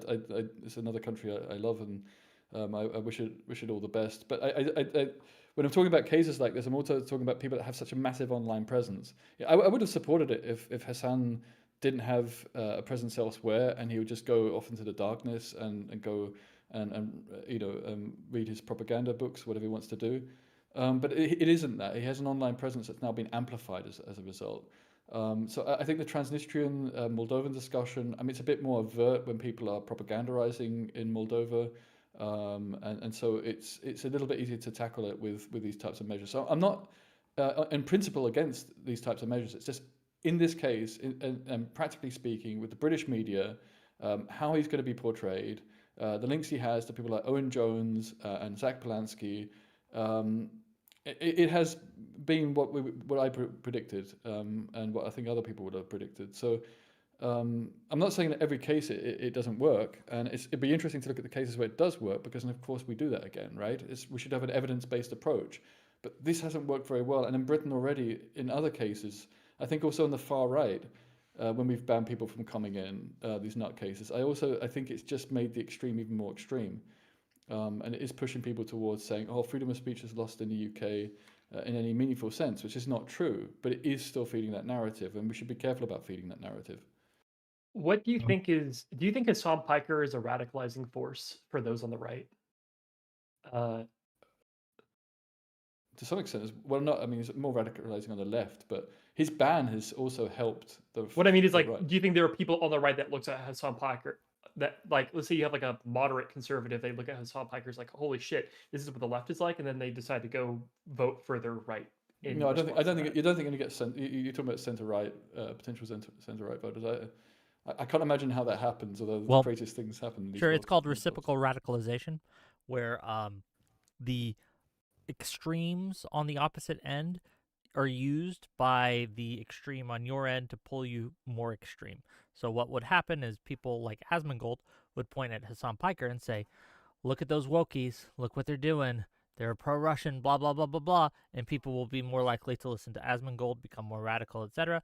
And Hasan Piker will do the same thing. He'll point to Asmongold and say, look at those chuds, look at those racists, look at those things, right? We need to fight them more effectively. And it pulls people to him. They work in tandem, hand in hand, and it's a whole thing, right? Reciprocal radicalization. So that's how it works. I'm gonna have to peace out, guys. Okay, Lonerbox, always a pleasure. See you later, buddy. Okay. Yeah. All right, see you. I was gonna say if you. Oh, sorry. Continue. I was gonna say it's a different issue, but it's very similar on like trans rights in the UK. They would always pull in like the most crazy people for the news, and yeah, I think that's why people like the 100 genders stuff was why. Yeah. So the reason why I bring this up specifically is because I think Hasan Piker does represent a bit of a reciprocal radicalization force, and I was wondering. I guess I don't know if you've really considered that before, considering this conversation. But if you had, I would have asked if you thought that the reciprocal radicalization would have done more harm versus the splitting of the of promoting the Green Party with his band and thus splitting the vote more. I was wondering which one you would be more concerned about in that situation. Is this to myself or? Yeah. Or I mean, and I think both of you are from the UK, so I think, right? I mean, Or, yeah. of course, there was a risk that his. I mean, he can be a charming guy when he's not talking about women, or electrocuting dogs. Jesus. But yeah. I mean, of course, there was a risk, and this is the difficulty. You know, I come from a science where you can do repeated experiments and change a variable. And to be frank, none of us have that ability with regards to history and politics. And so we have to be a bit careful about being too strong in our views. And there is a risk of the alternative reality in which, you know, he'd come to the UK, it was very charming, you know, photo ops with Zach Polinsky, and the Greens would have got more support. But if you look at the last time he was in the UK and just looking at the numbers, looking how much he was in the media, I don't believe it would have been very different from that. And I contrast and compare. I had these plots. I mean, they were relative plot, so it's kind of hard to read, but it basically goes up from the highest point, and like this sharp peak around this point in time in searches for Hasan Piker in the UK, specifically in the UK context, compared to the last time, which was just a noisy landscape. And so clearly he's been searched for. My own mother has been asking me about this guy. He's got such, and he's written about in harmless, you know, soft little lamb type ways in the media. So my mother thinks, oh, this is a cool guy. I had to explain, no, he's the guy who banned me from his channel because he certainly doesn't believe in freedom of speech, right? So the way it's being portrayed, it's absolutely horrific. I'm not even too sure we could have predicted how bad it would be. So, of course, the alternative never happened, so we can't say exactly what would have happened. And in fairness to you, it is a point that he could have come to the UK, lots of wonderful photo ops, and had a similar effect. Or, yeah, I mean, I have to be open to that point, but I just don't see the evidence for that. Okay. Well, I think it's more. Sorry, I want to say my point, and I'll head out of your wick. Yeah.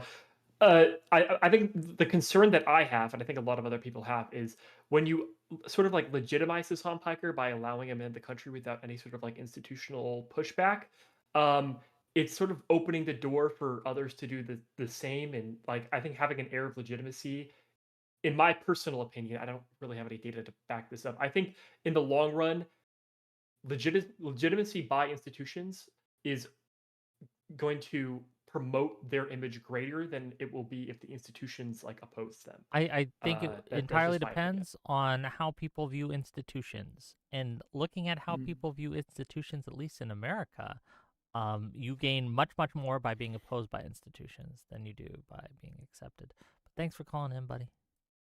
Yep, it's a really good point. So, I mean, actually, in fairness, I mean, if he had been banned from Oxford University itself rather than from the state, I think even that would have been just in terms of optics would have been a little better. It's the notion of the state going after an individual. It's just such a ripe and fertile landscape for him to be seen as a victim, and that's what's happened. So I want to hear him as little as possible. I want him to become very boring and in the background. We need to push that. And okay, I do want to hear from our last caller inners. We are wrapping up soon, and I want to give those people a chance to have their say. I guess we'll start with Lucifer. It's Lucifer, Lucy, call me whatever the hell. Then we'll go to Lawson, then we'll go to Uncle Muffles, and then you guys can address what remains of the panel, okay? Go ahead. Cool. Sorry, unfortunately, I'm gonna have to be the antagonistic type of Brit and say I feel like this position you have, Rift, is just like super cooked. This idea, like that, okay, sure. If we let him in, he potentially does like this little talk at Oxford, and he gains a little bit of traction. But personally, I feel like if I want to get rid of this guy's views from my country, I don't want him spreading his little commie ideology and like his toxic fucking behaviors. Pardon my language. Yeah, I feel like this is the best way of doing it. Sure, he's going to be in the spotlight for maybe 2 days, 3 days. People are going to like hype him up of like, oh my God, Hasan's banned from the UK. But on the plus side, he doesn't come back. He's not banned from the UK. He's not banned. No, he's not. Yeah, he's not banned. He's not banned, right? But like, he's not going to be able to come back. He's not going to be able to like develop connections as much. He's still going to be able to. He's like, sure, he can do his like call and stuff if he wants to do stuff like that. but it limits his like spread within the UK. He's not a household name in the UK. I know you were talking earlier about how like your mom was asking about him and stuff. Yeah. Look at his I mean, demographics. Like demographically, 13% of his audience is Europe, right? What percentage of that is the UK? I couldn't find out specifically. But most people in politics don't know him besides maybe like young Corbynites or like people who are very online regarding politics.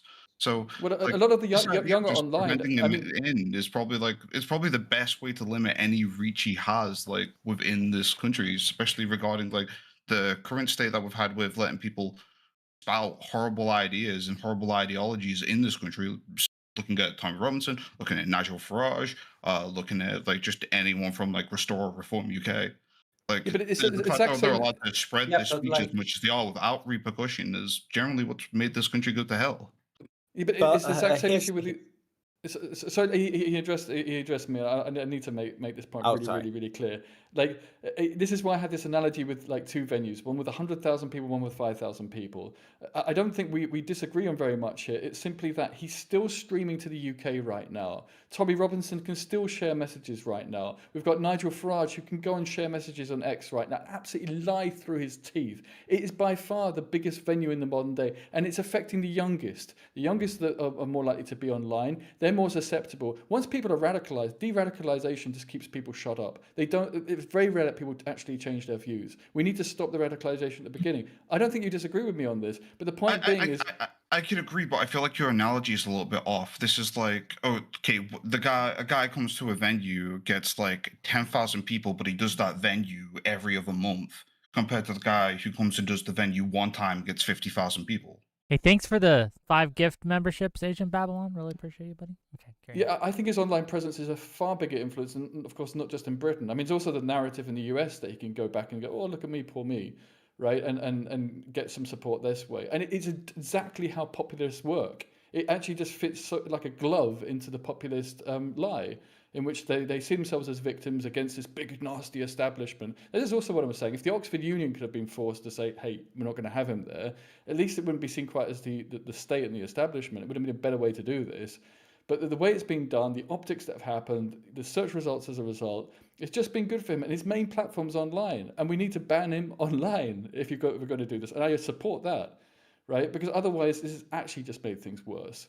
So I don't think we disagree with the ends here, but these means it's just old fashioned. It's old school. It's just really like from 15 years ago. I just don't think like him getting banned and like him being in the limelight for like a couple of minutes is really that big of an issue. I think like this will blow over next week. The UK public and the people who do watch like anything to do with politics will be like, "Who the hell is Hasan Piker?" Like there's bigger issues going on. People are going to be more focused on issues like with Restore and Reform UK, the issues that they've been pushing, the issue with the stabbing recently, and this like idea of like two-tier policing.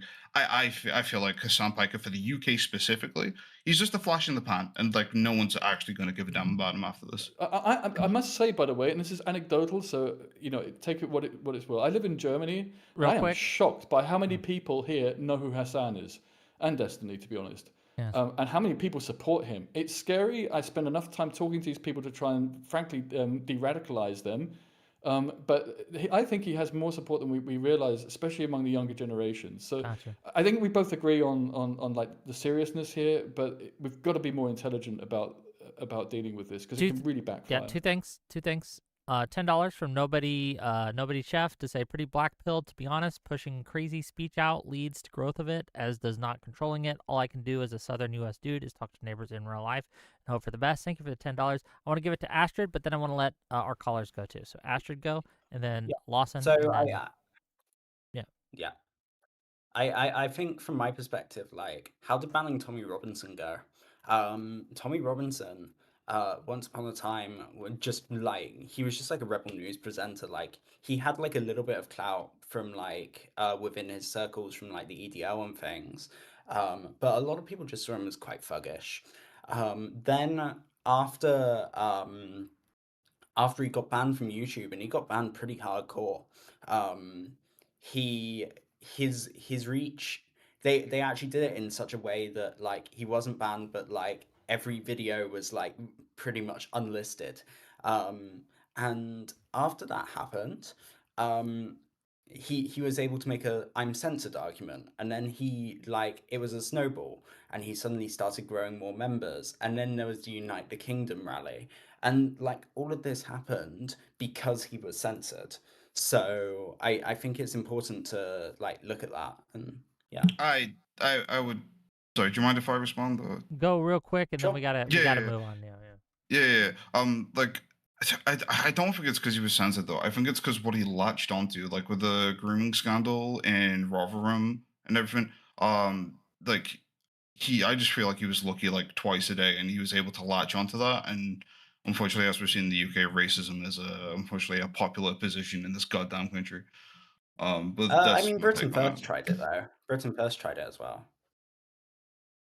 I mean, it's a bit different with Tommy Robinson, right, about doing the in-person stuff because he does that frequently, and then of course he's banned from YouTube, but he's not entirely banned from the internet. Implementing these types of measures are going to be difficult, and it just goes to show you when you ban them in small part, that can actually be worse than if you can find some way of, or being a bit more bold in terms of how you ban these people, and how you reduce the ability for them to speak. But I mean, yeah, it's always going to be a risk, whichever measure you take. And this is the other point I was making earlier, that we never really know what the alternative exactly would have been. It's kind of difficult to say, oh well, it would have been like this either. So it's I just counterfactuals and yeah, I get you. exactly, right. But Yeah. I think we do need to be bolder. I think this is the point that Lona and I were agreeing on. I think it's also something you said like you agree with. We do need to be bold in how we do it, but we do need to be intelligent. We must not give them that victim narrative. I feel like this has been handled badly by the Home Office. I just think there's... And it will continue to be handled poorly by the government. The government will handle it poorly. That's why I think that we should look at other avenues in censorship. I am interrupting because I do, again, we have a limited time and I want to make sure everyone gets heard. Lawson Harrison, please go. There you go. Oi, bros. How's it going? Yeah, good, thanks. Good. Cool. Hey, what's up, Wick? I had one like short statement and then a question. Wick, just interrupt me if you gotta go. I think one of the problems is, especially in America, I don't know how it is over there, but we've forgotten what it's like to have political enemies versus political opponents. Like the difference being a political opponent is somebody who you could lose an election to and then say, oh, well, that sucks, we'll try again in 4 years. But a political enemy is somebody who, if they win an election, then there's a fight, there's a war. And I think people don't understand the difference between those two. My question is, what do you guys think about the UK government like banning Twitch, for example, or banning platforms like that? Like Brazil, my wife's from Brazil, they banned Twitter. Mm-hmm. So what are you guys' thoughts? Well, that's exactly what I'm suggesting. At least is threatened, or they can throttle it so that it makes it, like a website from the 90s. They could go after specific creators on there, or basically banning would probably be the best thing. But it should be the option of last resort, and force the platforms to start taking this seriously. If they're going to make all these millions off it, they should also properly censor what goes on there. I think Brazil, which was an example that Lonerbox brought up, was I want to look into that in more detail, but it sounds like a successful measure to get rid of their insurrections. So, yeah. I'll say so far as like on a technical level as well, I'm kind of opposed to these blocks because by having these blocks, you're authorizing deep packet inspection, and I don't really like ISPs doing deep packet inspection generally. I'm kind of just But generally UK opposed to that. already does that. I mean, right? I mean, Yeah, it's no, quite, I know they already yeah. do it, but I'm opposed to it. Yeah, I mean, in an ideal world, I agree, Astrid, but if the UK's already doing it, it also means it's one smaller step, and then doing it for good rather than just blocking people from downloading, content for free, which is most of the way they use it right now. Yeah, but it's also like it's a rabbit hole. The more we use deep packet inspection, the more, and when Reform get in, they'll like use it more on things. Well, they wouldn't get in if we actually had the measures in place in the first place, right? And there's still time. I think that's way too late now. I don't think it is right now. We've got years until another election. I don't know. 2029. I think if you go to a pub or something, you will constantly, well, not in Brighton, but if you go to a pub in like most parts of the UK, you'll hear like Nigel Farage being talked about things. Yeah, it's bad, but there's a lot of space for him to be defeated, especially if the left actually united. But anyway. Oh no. Okay. All Let's right. hear Well, from thanks, the guys. last guy. Oh, I prefer Ukrainian Anna had the best solution, I think. Ship him off to Ukraine. Okay. Thanks, bud. Catch you later. Thanks for coming by. Uncle Muffins, you're gonna be the last guy, and then we're probably gonna head out for the night. All right, sweet. Just quick thing. RHYS is pronounced Reese, but it's very funny to hear you say Riz. What the fuck? I think that's awesome. Oh, so you're that guy? Okay, I didn't know. No, that's not me. That's somebody else. Oh. Yeah, just again wanted to point it out because very funny. I was But gonna thank you for the name or for the money. For the money, not no, the name. that's somebody else's valor. Okay. All right, so Wick, if I can try and sum up like an analogy, then maybe draw a parallel. Hopefully this helps. Because you're a bleeding heart liberal. Parallel. Got you. Yes. You're a bleeding heart liberal. I love that. And I value that. Just again, USA. But let's bring it to an American, again, instance or scenario. We're in the gun club. There are 4 members. There's 2 people who really don't like you because you're in the gun club. But the number 1 rule is everyone has to have a gun. One of the people who really doesn't like you isn't going to do anything actionable, but they're going to whisper into the other person who doesn't like you that, you know what, you should probably just shoot Wick. Fuck it, right? You don't like him, I don't like him, that'd probably be a cool thing to do. The other guy goes, you know what, yeah, I like shooting guns. So he shoots you in the foot. You go, what the fuck? We gotta take his gun away. This guy's crazy. But then the 4th person goes, no, everybody in the gun club has to have a gun. What should you do? Well, obviously, he shot me in the foot.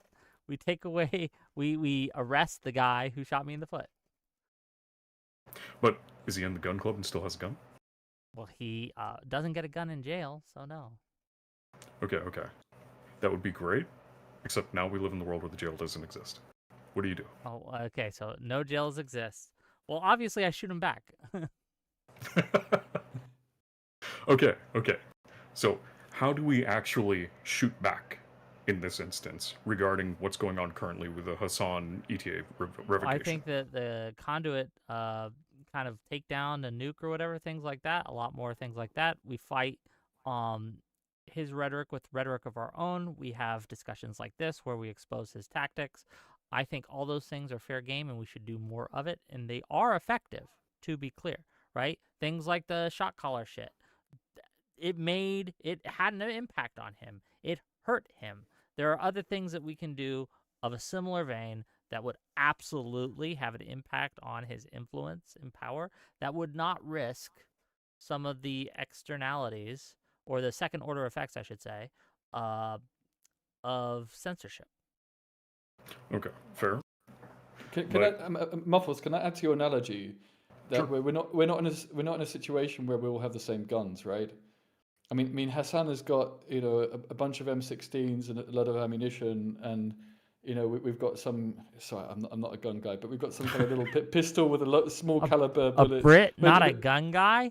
Color me shocked. I'm an archery guy. I'm an archery guy. Hey, I like bows and arrows. An archery guy. Okay, you're bringing a bow and arrow to a gunfight, bro. Okay, yeah, sorry, I'm making fun of you. But that is what we're doing. No, but that follows the analogy. Thank you for that. Thank you for that, Wick. But I see what you're saying, that this is not a level playing field at the point in time. Yeah. But I think that you underestimate the amount of power that liberals have that we just have not tapped into yet, right? We've tried with various organizations and various programs and things like that, but we have not yet kind of awoken our full potential. And I think that once we do, we will drown him out. Yeah, but look at the Destiny Hasan thing with how Twitch has treated them both, right? Like Hasan can come off and spell anything he likes, and then Destiny's never going to get his his channel back on Twitch. Clearly, like the odds are stacked against us so heavily by the way these platforms are owned and run, and.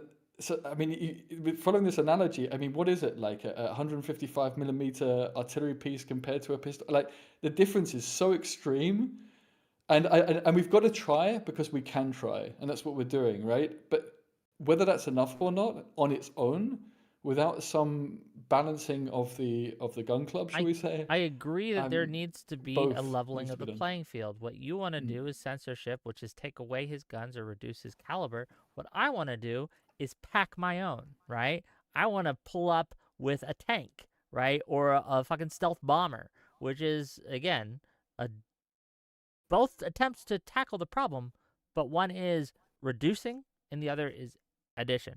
And I think But there's far I less. don't want to take. There's limits to this analogy, right? But there's far Yeah, less. but I don't want to take his guns away. I want the shop to close where he buys the guns from.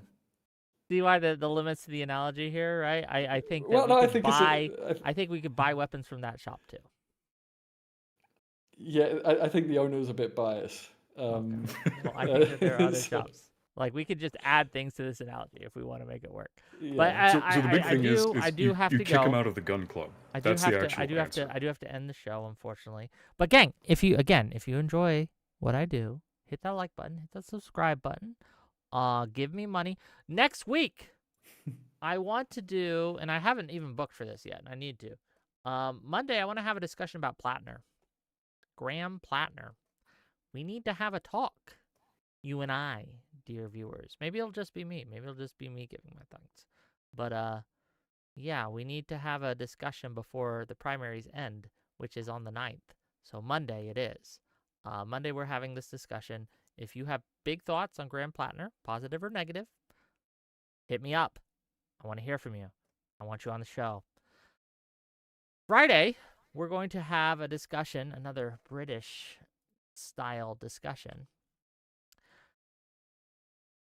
Let me get the specifics here. Is Britain too afraid of racism to protect its own citizens? Let's talk about it, and we'll find out. Is there a two-tier justice system in Britain? Let's talk about it. Let me find out. We're going to have Lucifer, I should say, and StreamRift, and they'll be debating that. So tune in on Monday and Friday, and I'm sure we'll have shows in between. I love you guys. Stay safe. Goodbye. Have fun. Good Peace luck. out. Don't die. Good night.